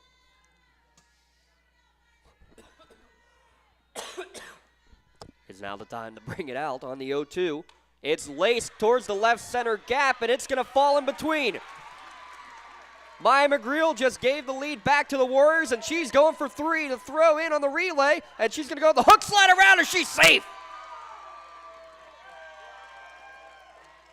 The triple for Maya McGreal. It brings in 2 runs.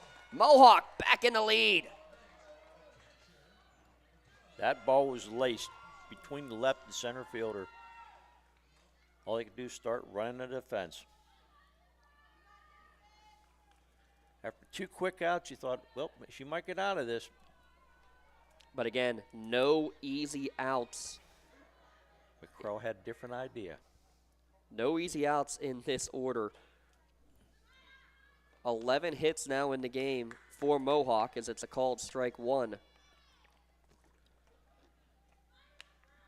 To the 9-hitter, Miley Pistorius. She's 1 for 2.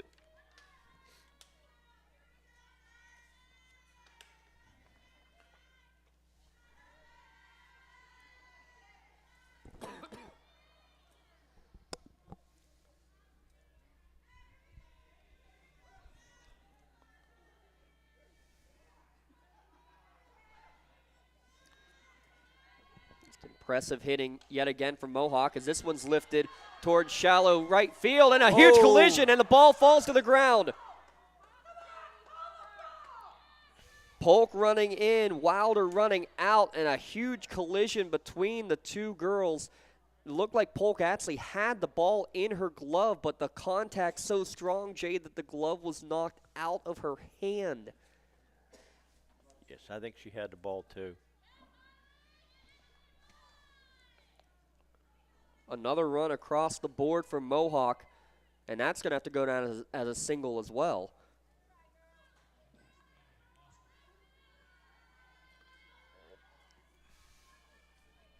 That scores McGreal from third. Polk appears to be all right. I mean, she was full collision. She definitely had the ball in her glove. I'll tell you what, the ball was still in the glove going to the ground, too. Just wasn't on the hand. If it would have stayed in the glove, it would have been an out. I'm not sure that's how that goes. Lee? If the ball in glove, glove knocked off hand, glove on ground, but ball still in glove? No, didn't think so. Okay. Sounded good. That would have been a nifty trick, I'll tell you that. So 3 runs in the fourth, now 3 runs in the fifth for Mohawk, and Addie Moskell, she's 3 for 3 on the day. Fouls that one out of play. She had a big hit last inning, driving a couple runs. Yeah, she had an RBI single, and Erica Young in the on-deck circle right now, 2 RBI single of her own. This one upstairs, and that's going to get away from the catcher. Passed ball will move Pistorius to second base. Catcher running for herself. Which is surprising. Well, again, when you look at a player in the 9-hole or the leadoff spot like what South Park has, probably have a smart base runner and obviously a pretty athletic one. And with the way we've seen Pistorius gun the ball around and move behind the plate, she certainly is an athletic player. Speaking of athletic players, Addie Moskell drawing the walk. She's on base for the 4th time today.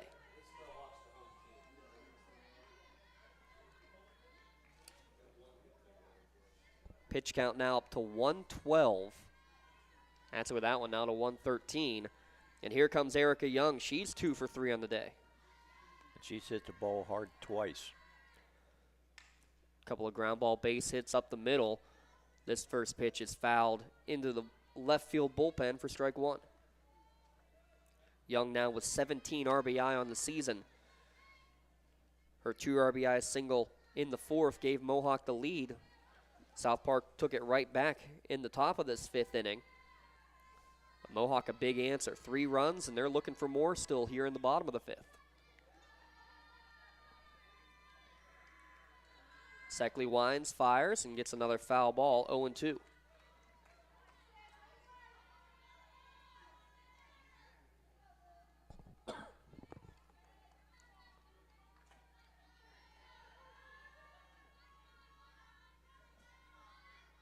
Pistorius at second, Moskell at first. Here with 2 down. And another one foul. Giving chase, but Mattis is going to run out of real estate. And one of the things you noticed, Jay, 6 strikeouts for Sydney Seckley. It was all in like that second time through the order. This 3rd time through, she hasn't been able to get those big punch-outs, and Mohawk has taken advantage. You're right there. I think she might be tiring a little bit. Again, 116 pitches. I would be surprised if not. The 0-2.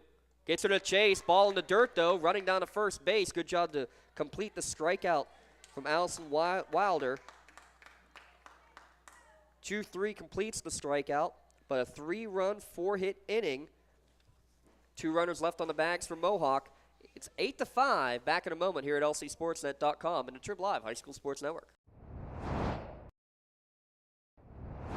When the high school season heats up, make sure you have the best gear to support your school. Head to the Red Zone on Wilmington Road in the Shannock for all your county sporting apparel needs. From sporting goods to custom apparel to embroidery and more, the Red Zone has it all. Quality gear for all 8 schools in the County of Champions. Stop by and enter the Red Zone or visit them online at theredzzonesports.com.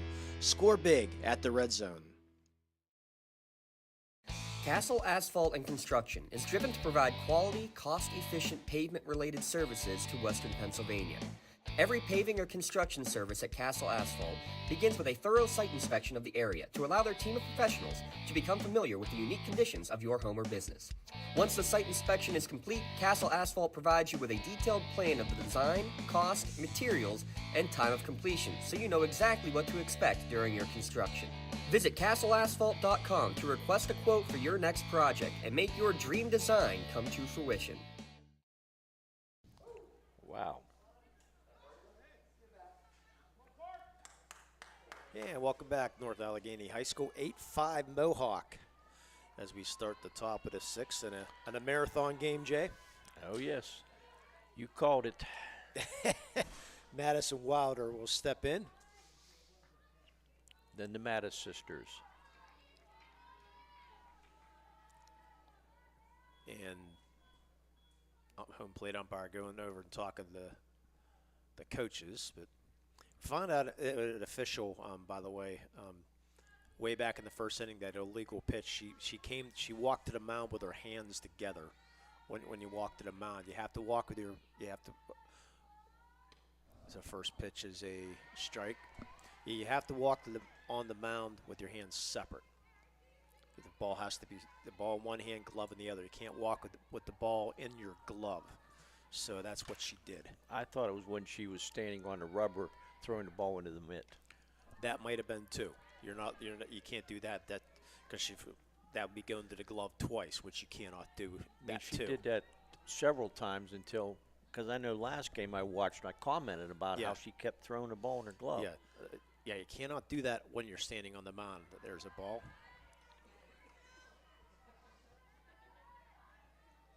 Yeah, so I said when you get to this level, the umpires are definitely looking for that stuff. They're more experienced referees, or umpires, should I say. Another pitch, 3-0 count. 8-5 here in the top of the sixth between Mohawk and South Park. Game 3 of our triple header. I just texted my wife and said, I'll be home about 11 now instead of 10. Comes the 3-0. I don't know about that, Lee. And there's ball 4. Leadoff walk. Second time Wilder's walked. Last 2 times up, actually, she's walked. Emily Mattis comes in 1 for 2 on the day. And the other thing I told Mr. Dawson on the air, I think coach for Mohawk is out of trips to the mound. So first pitch ball, snap throw over the first back safely. So if he goes to the mound again, he will have to pull the pitcher if it comes to that point. 5 straight balls. There's a swing and a miss.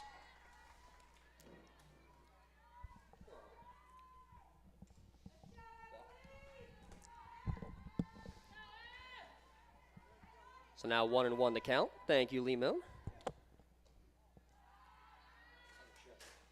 I'm good.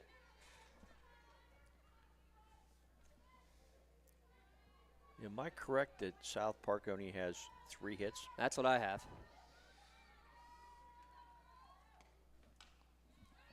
This one, ground ball towards second base. Throw to second. Great play by Erica Young with the stretch to get the out. It was all about whether she got the stretch and was able to hold on, because that was a low throw coming from Avonolf, but definitely was in time, and the umpire all over it. Well, you don't need to make the tag in that. Just have your foot in the bag. The first out of the inning, and that'll bring up Caitlin Mattis. 9-hitter. So fielder's choice 4-6 retires Wilder going to second. First pitch, foul tip into the glove for strike 1. Caitlin's still looking for her first hit of the year. Popped out on a bunt attempt and struck out in her 2 plate appearances today. But yeah, 3 hits from J.C. Hillensburg and Sydney Seckley. And then also from Emily Mattis, who is standing at first base after the fielder's choice.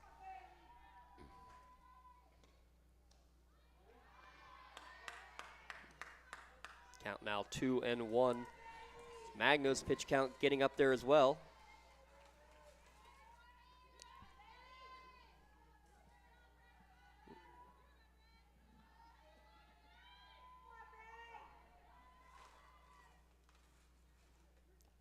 Squaring the bunt, pulling back, it's missed upstairs.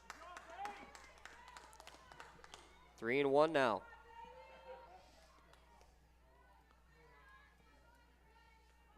think your 11 o'clock might be a little early, late too. 11 o'clock might be a little early. Called strike 2. Count now full to Caitlin Mattis. That was pitch number 120 for Magno on today. Day turning into night, night turning into midnight as we're going here. Ball fouled back to the screen. No games tomorrow, Mr. Dodson. Besides this one? Yes. No games tomorrow for us. Okay. Plenty of games on Trib Live, though. Payoff pitch goes back to the screen, and that should be ball 4. So Mattis on base. Emily Mattis goes to second. And now the top of the order up. Wilder walked twice, scored twice. Officially 0 for 1 on the day. And she was also part of the 1-6-3 putout.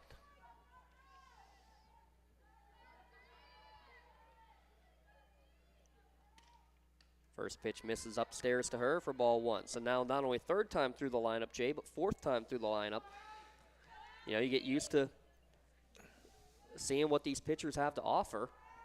And things just have been a struggle throughout the course of the night for both teams and in two very different ways. This one catches the inside corner, evens the count at 1-1. Thank you to my cleanup duty. Looks like Magno's still bringing the heat pretty good, though. This one lifted towards right field. Stewart sailing under it again, has to come flying in at the last second to make the catch. Runner will tag to get from second to third. That's Emily Mattis. So you got Mattis is on the corner. But, Jay, there's another example of just the ball not carrying as far as these outfielders think it's going to. That was a nice play by the right fielder. She almost came out of her glove when she dropped to the ground. So now 2 down. And Jackie Hillsberg, she has one of the 3 hits on the day for this South Park team. 2 runners on base, but Storius had to get up out of her crouch to catch that one.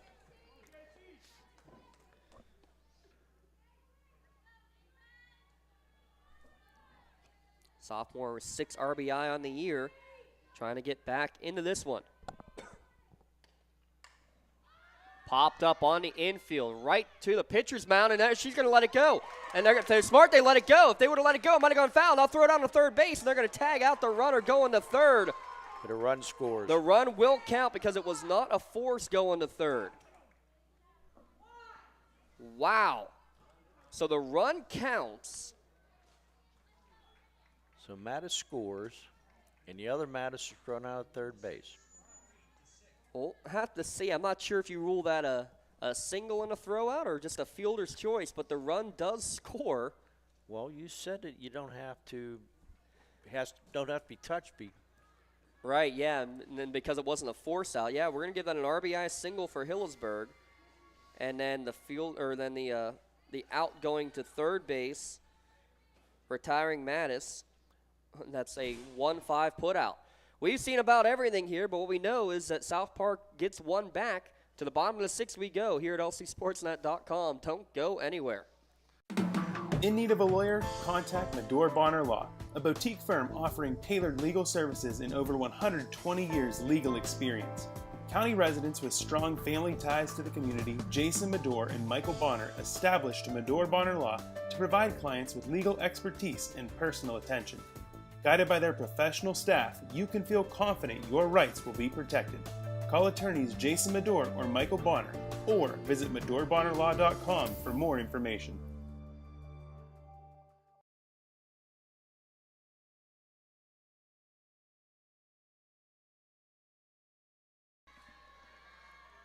Well, here we go on just the 4th hit of the game. South Park able to get one back. We're now in the bottom of the 6th inning. Mohawk has put up 3 runs in the 4th and 3 runs in the 5th, sending 7 and 8 batters to the plate in those respective innings. South Park will just have one more at-bat to work with. So we've now hit 2 hours in this game. First pitch. There's another ball up there in the baseball field, James. Of course. 1-1 to count. I think that one hit off the post and assisted going over the fence. 1-1, yes. It is 3-4-5. Olivia Hare, Ava Nolf, and Lydia Cole, the three batters due up for Mohawk here in the bottom of the 6th inning. It's mine. No, it's his. I was just using it. 2-1 now the count. And this one's lifted towards center field, but right at Hillensburg. She'll make the catch for the first out of the inning. A big first out. Ava Nolf now to the plate.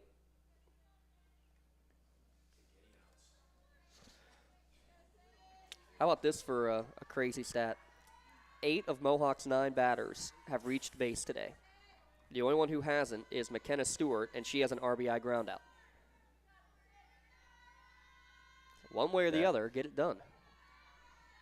Like we said at the beginning of the game, they hit the ball with authority. 12 hits to be precise. And they don't hit a lot of home runs either. Yeah, what was their total home run count on the year? I believe it was 4. Let me look here again.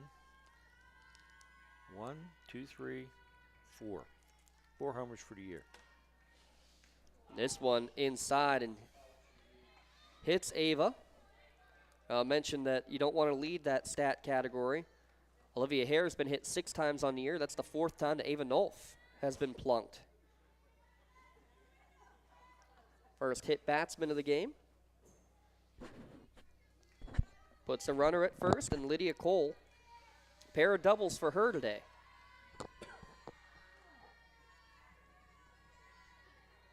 We're going to have a fun time coming up with Play and Player of the Game awards here. We were already well over the 2-hour mark in this game.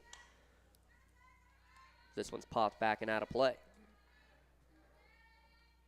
I think I have a player picked out. Now, the play could be interesting. Got one in the back of my head. A play? I think I have an idea which one it's going to be. We'll discuss it. First, you have to get the game over. That might help. Deep to right field. It's gone. Only 4 home runs on the year, make it 5, and Lydia Cole's got 3 of them.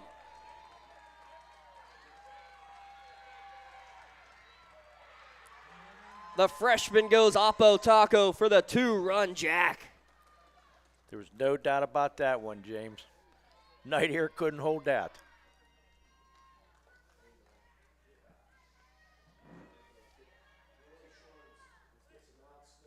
Third home run and 3rd hit of the game for Lydia Cole.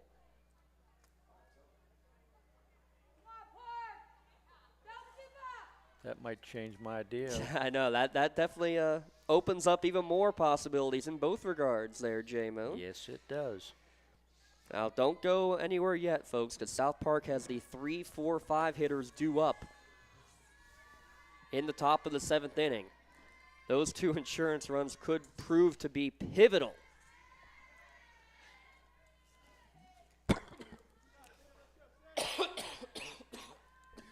I didn't think anybody hit one out after this night game started. I'm with you. Once you saw the ball, the way it was jumping off the bat earlier in the day, and then absolutely dying on these fly balls, having outfielders having to fly inwards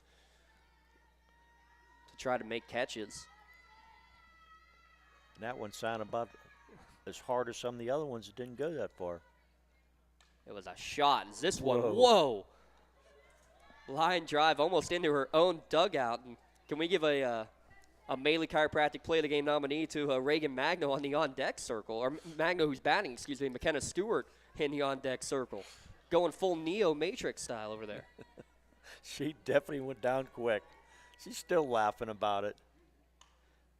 Magno a little out in front of this one. It's going to be in foul territory, caught by the catcher for the second out of the inning. Stewart going to have to get her wits to her to take a bat here. That just about got her. Well, maybe that'll wake her up, as again, she is the only player from Mohawk that has not reached base yet today. 17 RBI on the year for the freshman right fielder. She's made a couple nice plays out in the outfield. Watches ball one downstairs.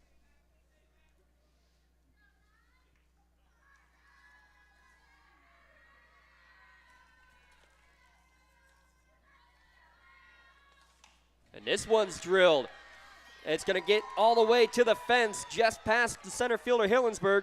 Thinking about 3, but will stay at 2, right on cue. All she needed was a little wake-up call from her pitcher. And she definitely got it. Hey, do your job. Get a hit. 7th double of the season for McKenna.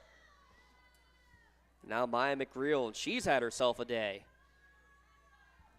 Batting in the 8-hole. 2 for 3 with a pair of RBI.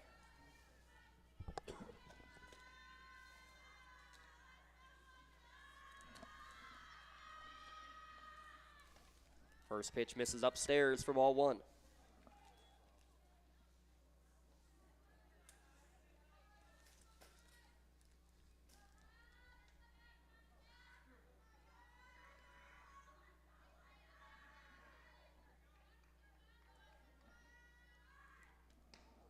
That one brushed her back too.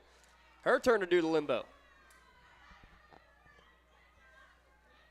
133 pitches now being thrown by Sydney Seckley. And just again, for comparison, Magno's at 126. And she still has another inning to go, at least. Both these freshmen in the circle having to throw pitches galore. They're both going to sleep well tonight.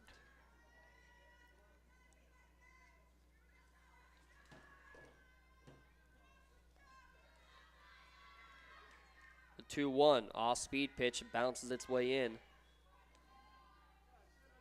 Makes count 3-1.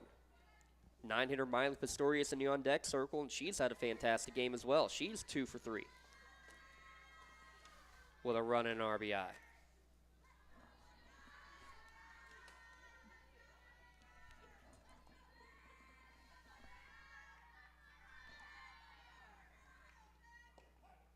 Strike 2 on the inside corner.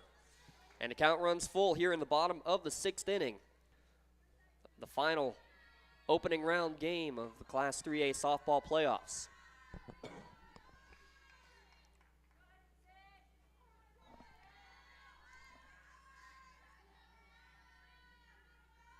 Freshman Seckley winds, delivers, ground ball and foul right into the South Park dugout. So that's the way you hit it. You hit it into the opponent's dugout, Jay. Oh, okay. But you don't hit it as hard as she hit her dugout. Well, hey, there's fewer targets to hit in there. Yeah, that's true. Yeah, 9 players out in the field. Count remains full here in the bottom of the 6th. This one drilled down left field, but foul. Tell you what, some brave fans down that left field line. Not one of them flinched, Jay, and I don't think that missed by much. They're talking.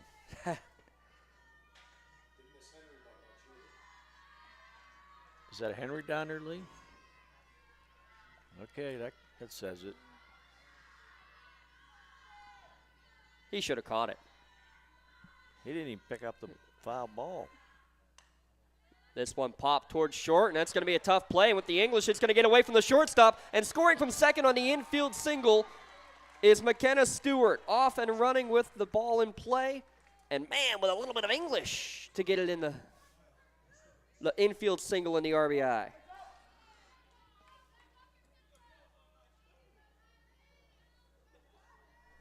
That wasn't really considered a hard-hit ball, but the English, that's probably one of the best English I've seen all night in a pitch. Tell you what, the only one that would match that was the one near the end of that Ellwood City game. Were you able to see how crazy that one was? That ball literally started on the foul line and ended up in the pitcher's hands pretty easily. Made a hard left-hand turn. Looked like they were racing Indianapolis with how quickly they turned to the left. That's Indy reference number 2 for you keeping score at home. I heard the first one. Lee Moan's rolling his eyes. Ashley's laughing to my right. Yeah, Lee didn't get to hear about the interesting scenario of having a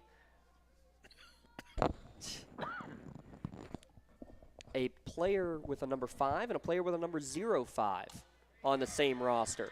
As this one's lifted towards right field, and it's out of the reach of Caitlin Polk. This will be extra bases. Still going is Pistorius, as McGreal will score from first. Pistorius, the third triple of the night. That's her third hit, too. Our ideas might be changed, James.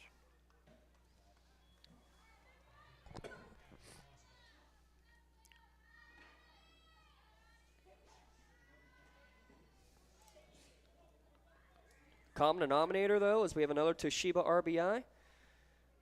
It's all with 2 outs.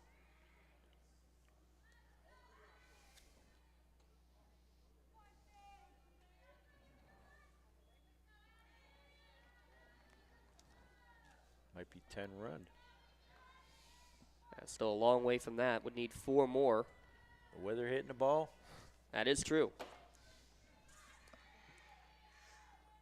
4 more hits this inning. Make it 5 as this one's inside the bag.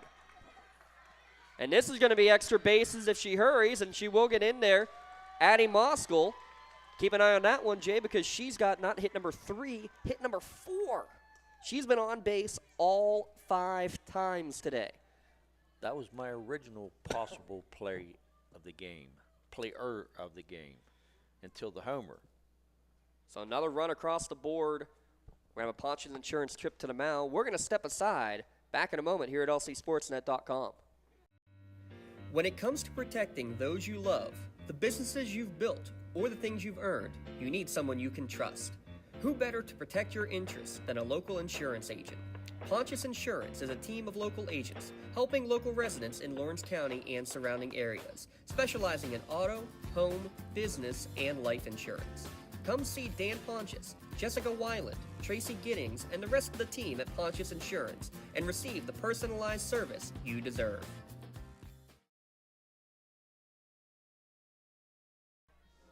As we return, remind you that this game and the broadcast rights to this game is sole and exclusive property of Wpial and the Trip Live High School Sports Network. Any use of this broadcast is intended exclusively for the benefit of the viewing and listening audience. Any use, rebroadcast, or distribution of this broadcast without the express written consent from the WPIL and Trip Total Media is strictly prohibited. Very good. That's not how Lee said it. No, Lee said it much better than I did. Except you didn't know all the words. He got them all one way or the other.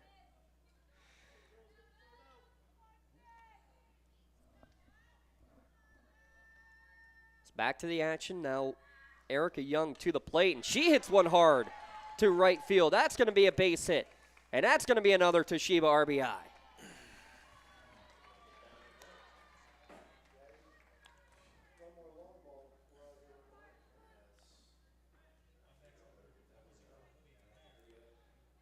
You better hurry up, Lee.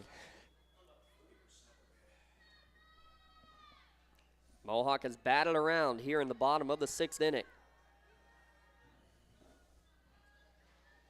Now Olivia Hare, we're going to mention this too. She's one of the few players without a hit in the game.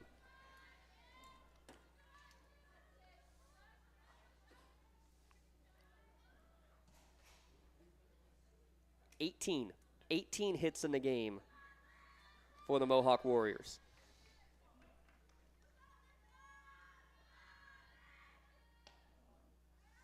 Outside. 2-0 now the count. Erica Young, 3 for 5. How many players have 3 or more hits in this game? Have to check that. 1, 2. Foul ball. 3, 4, 5. So there's 15 of your hits, actually 16, because Addie Moskal has 4 hits in the game. She's a home run away from the cycle, is Addie Moskal. She will not get to bat again, barring something incredibly unique. If that happens, we definitely won't be here until, or we definitely will be here until tomorrow. This game is scheduled to start at 7, did not start until 7:52.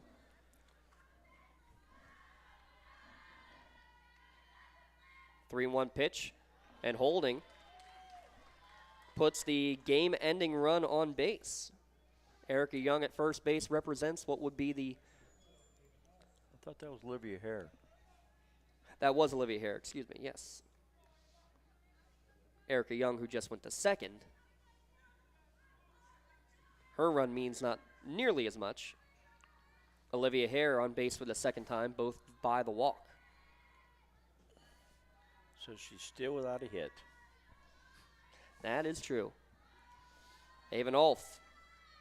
She's 1 for 3. She was hit earlier in this inning by a pitch. She lifts this one to deep left field, but making the catch in front of the warning track is Caitlin Polk to end the inning. Bottom of the 6th, it's 14-6. As that was another 6 runs scored in the inning from the Warriors. Back at the top of the 7th when we return at lcsportsnet.com. More and more people are consuming information on screens. Businesses that want to engage, educate, or entertain clients are turning to Toshiba to provide inspired communication with digital signage experiences that attract attention in novel and entertaining ways. Information needs to be managed to be effective, and organizations can trust Toshiba to provide solutions for improved workflow, which help to securely store, organize, and manage information, whether in digital or physical form. Toshiba, empowering the art of business.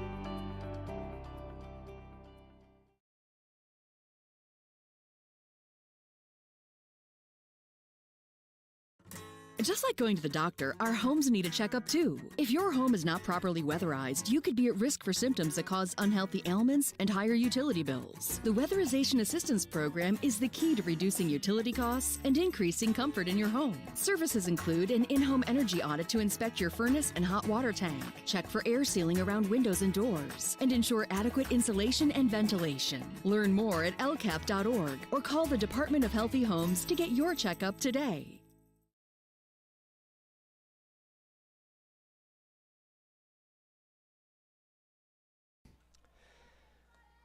Those numbers are correct that you see. 18 hits in the game for Mohawk, and as Jay just said right before we came back on, you knew they were going to hit sooner or later, and it's been early and often, really, but especially the last 3 innings, really putting the bat on the ball.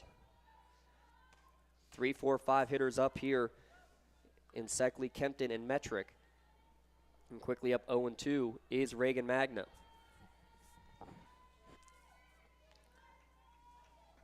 Magna, who has thrown now 128 pitches officially.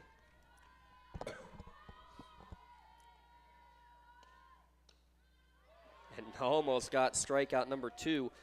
Good pitch to contact. Or she has, 1, 2, 3, 4 on the day.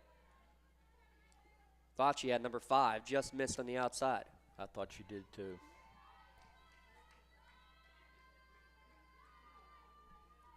Obviously some things that she and Mohawk will have to clear up before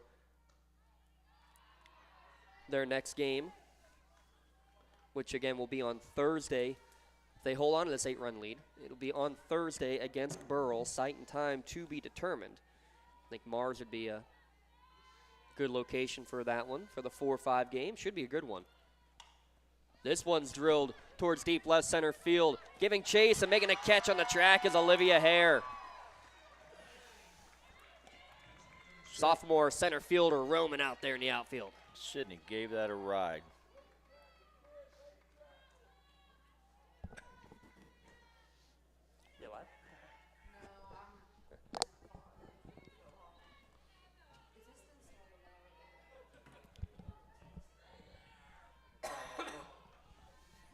Big first out of the inning. Now cleanup hitter Grace Kempton. She's first pitch swinging and fouls it back and out of play. Almost made the woods.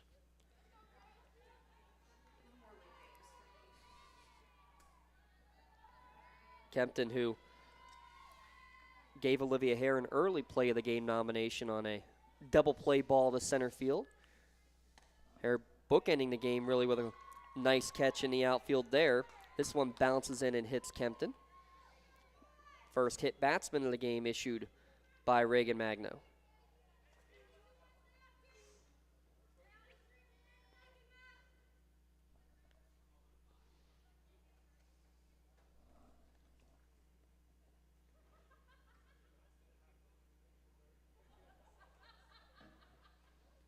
And now it looks like we're going to have a change. Talking at the South Park dugout. Looks like it'll probably be a pinch runner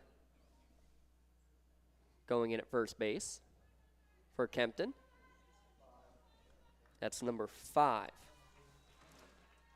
Ember Carmichael. For Carmichael, she's potentially could be a future journalist, part of the school newspaper. I have a moment I want to mention as Coach Matetic makes the switch. First pitch in dirt for ball 1. Lee was spot on that his daughter Morgan played at George Washington, career leader there in hits by pitch. Was a second-team All-State player back in 2012. Asked how she's doing and said, well, she went 4 years at GW and then went 4 more years. She's now an eye doctor in Brentwood. So getting it done, not a 2+2 program, but a 4+4 program. All of you youngsters watching at home, got the grades. You can do stuff after your college career as well. Sports can get you there, and then the grades get you a career afterwards. I'd like to see a double play in this game.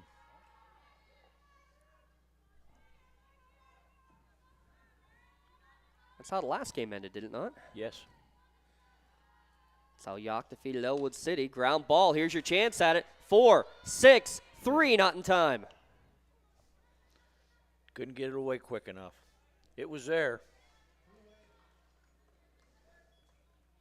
So the pinch runner Carmichael is retired going to second base. Caitlin Polk now with 2 down. South Park down to their final out. She's got 3 fly ball outs here today. 1 to left, 1 to center, and 1 to shortstop. We'll have our Tri-County Principals post-game show. We'll get our play and player of the game as we wrap things up here from North Allegheny. First pitch called, strike 1. In the longest game today. You sound surprised by that. No, not really. I'll tell you a story real quick. We had games last year here. We had a baseball and softball game. Softball was supposed to start at 5, baseball at 7. So the plan was to, whoa, this one ripped down third base. And this time fans getting out of the way as it's right into the bleachers. But we had a softball game supposed to start at 5, didn't start until 6 because of extra innings. Baseball game ended up ending before that softball game did. That was the Ellwood City Southmoreland game, and that one went about as long as this one has. But now South Park down to their final strike. Caitlin Polk is down in the dirt, trying to still throw it down. Pistorius, I think she wants more accolades for her player of the game nomination. She loves to throw the ball. That has to be at least 5, 6 times she's thrown to first, she's thrown to second. Strike 3 to end the night. Strikeout number 5 of the game. And that is your ball game. Mohawk 14, South Park 6. We'll recap it all when we return. Our Tri-County Post Game show when we return at lcsportsnet.com and at your live high school sports network. Castle Asphalt and Construction is driven to provide quality, cost-efficient pavement-related services to Western Pennsylvania. Every paving or construction service at Castle Asphalt begins with a thorough site inspection of the area to allow their team of professionals to become familiar with the unique conditions of your home or business. Once the site inspection is complete, Castle Asphalt provides you with a detailed plan of the design, cost, materials, and time of completion, so you know exactly what to expect during your construction. Visit castleasphalt.com to request a quote for your next project and make your dream design come to fruition.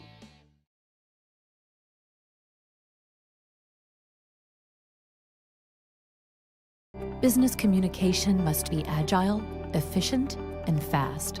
Toshiba is the company that helps you manage it all, from paper to digital to screen and back again.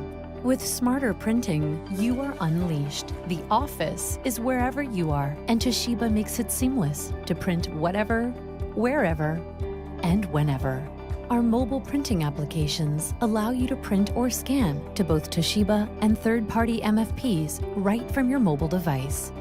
Toshiba, empowering the art of business.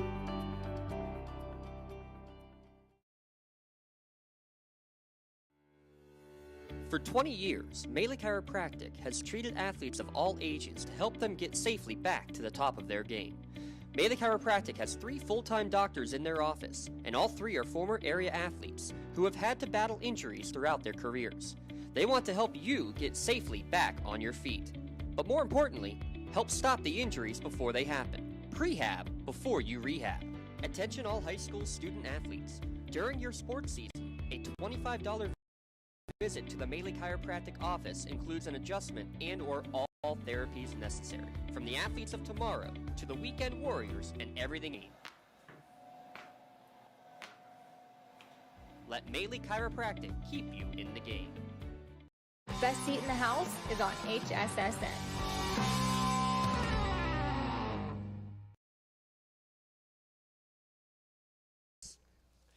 It's your Tri-County Principals post-game show here on the Lawrence County SportsNet and the Trib Live High School Sports Network.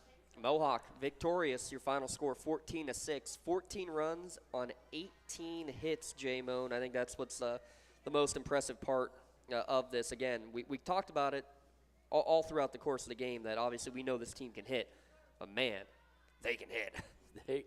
They hit hard too. It's not like they're just blooping and just easy. I mean, they hit the ball. They hit it hard. I mean, you're talking about a pitcher in Seckley who gave up 15 earned runs all year. She gave up 14 runs tonight. How many of them officially were earned? All of them. So she had 15 earned runs allowed all year, 14 earned today. Again, you knew that this girl in the circle throws the ball very well, averages a strikeout and a half per inning. But the bats come out flying, especially down the stretch. 4th, 5th, and 6th innings, 3, 3, and 6 runs. Not just getting 1 run here or there, but getting those big innings was what was so big for this team. And they got quite a few of them runs with 2 outs, too, which is the other thing. Yeah. Just when you thought they was going to get out of the inning, Mohawk come up with a big hit. So a quick recap, South Park 2 in the first inning, a walk and a sacrifice reach on error. Both those runs scored. 4 of the 5 runs for South Park in the game scored on wild pitches. That's actually how Mohawk got their first run in the bottom of the first inning. A wild pitch after Addie Moskell's triple made it 2-1.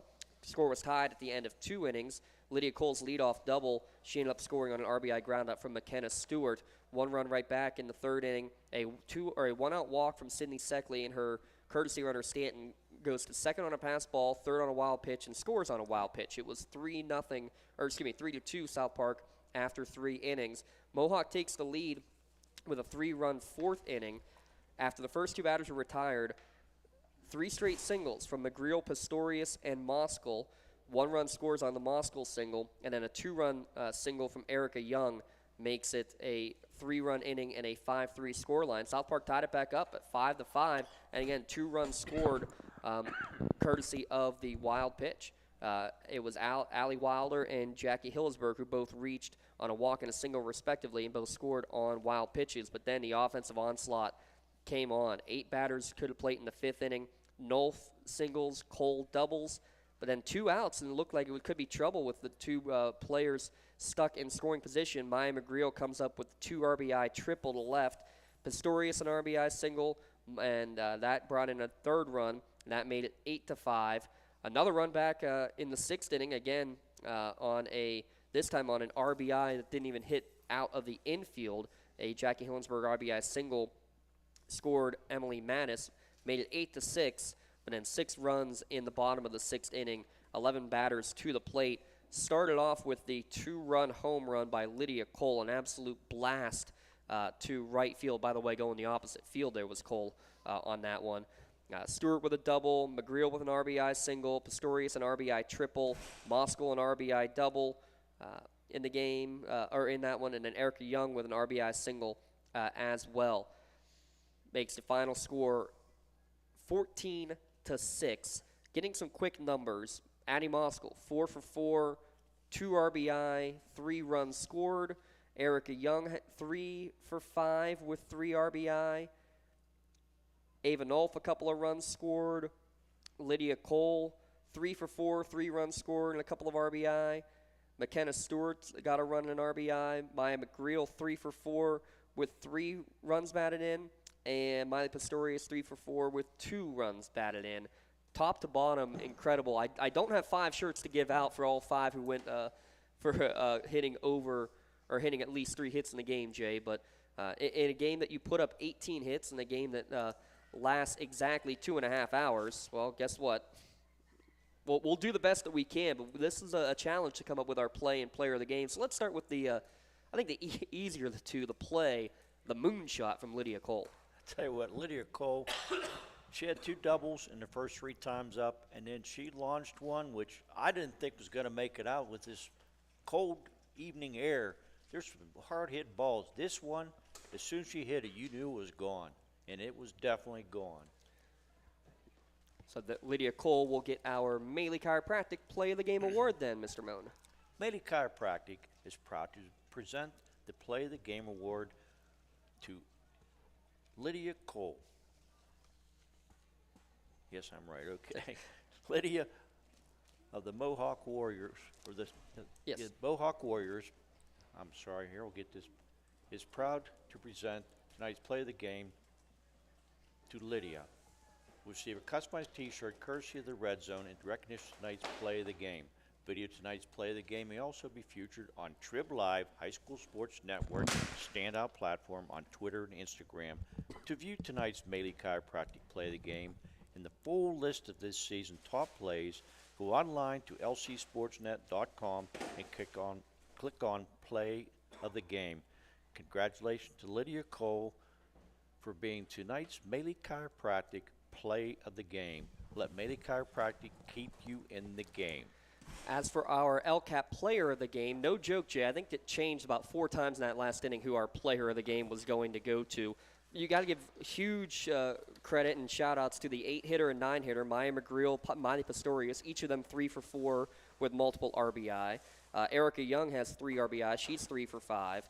Lydia Cole, who you just talked about, 3 for 4, 2 doubles and a home run.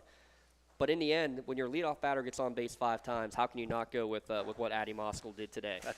And she hit the ball hard every time up. Even with the walk, she had a couple foul balls or shots, but just didn't stay fair. Home run shy of the cycle, on base all 5 times, 3 runs scored. Addie Moskal is your LCAP Player of the Game award recipient. Lawrence County Community Action Partnership proud to present your Player of the Game award tonight to Mohawk's Addie Moskal. She just received her customized t-shirt courtesy of the Red Zone in recognition of being tonight's Player of the Game. And again, you can view the full list of play and players of the game by going to lcsportsnet.com and click on Player of the Game. Congratulations, Addie Moskal, tonight's LCAP Player of the Game. LCAP, they're changing lives. So, as we look at the bracket real quick, Avonworth against Central Valley, Burrell against Mohawk, Southmoreland against York, Waynesburg against Ligonier Valley. Ligonier Valley, the only upset, the 11th seed, beating the 6th seed. All these games will be on Thursday, site and time to be determined. We're hoping we can get that Burrell-Mohawk game on the air. All depends on time and location, so stay tuned. If we don't have it, we're hoping that our friends at the Trib Live High School Sports Network will. And again, all games live or archived in the playoffs. They're only available on the Trib Live High School Sports Network. It's been a long day, Jay, but it's been a blast. It's been an interesting game. It was an interesting day, and we said at the beginning, Mohawk hits, and they do hit. If they can hit this good, a couple bad plays in the field, if they can continue to hit the way they are, they're going to be a force to reckon with. 18 of them today. We'll see if they continue swinging those hot bats. Thanks, Ashley Pistachio, our producer here tonight. Lee Moan for, I don't know, doing something, I guess. He was here for the first 2 games. I can't thank him again for that. He was throwing pole vaults for us down there. We appreciate him. For my broadcast colleague, Jay Moan, and for everyone here at North Allegheny, thanks to them. I'm James Dotson saying so long, and stay tuned for more action. The WPIAL baseball and softball playoffs coming your way at lcsportsnet.com. Have a great night, everyone, and drive safely.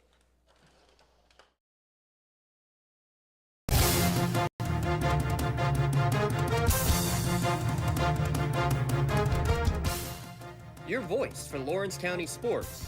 The gold ball headed home to Newcastle. This is the Lawrence County SportsNet.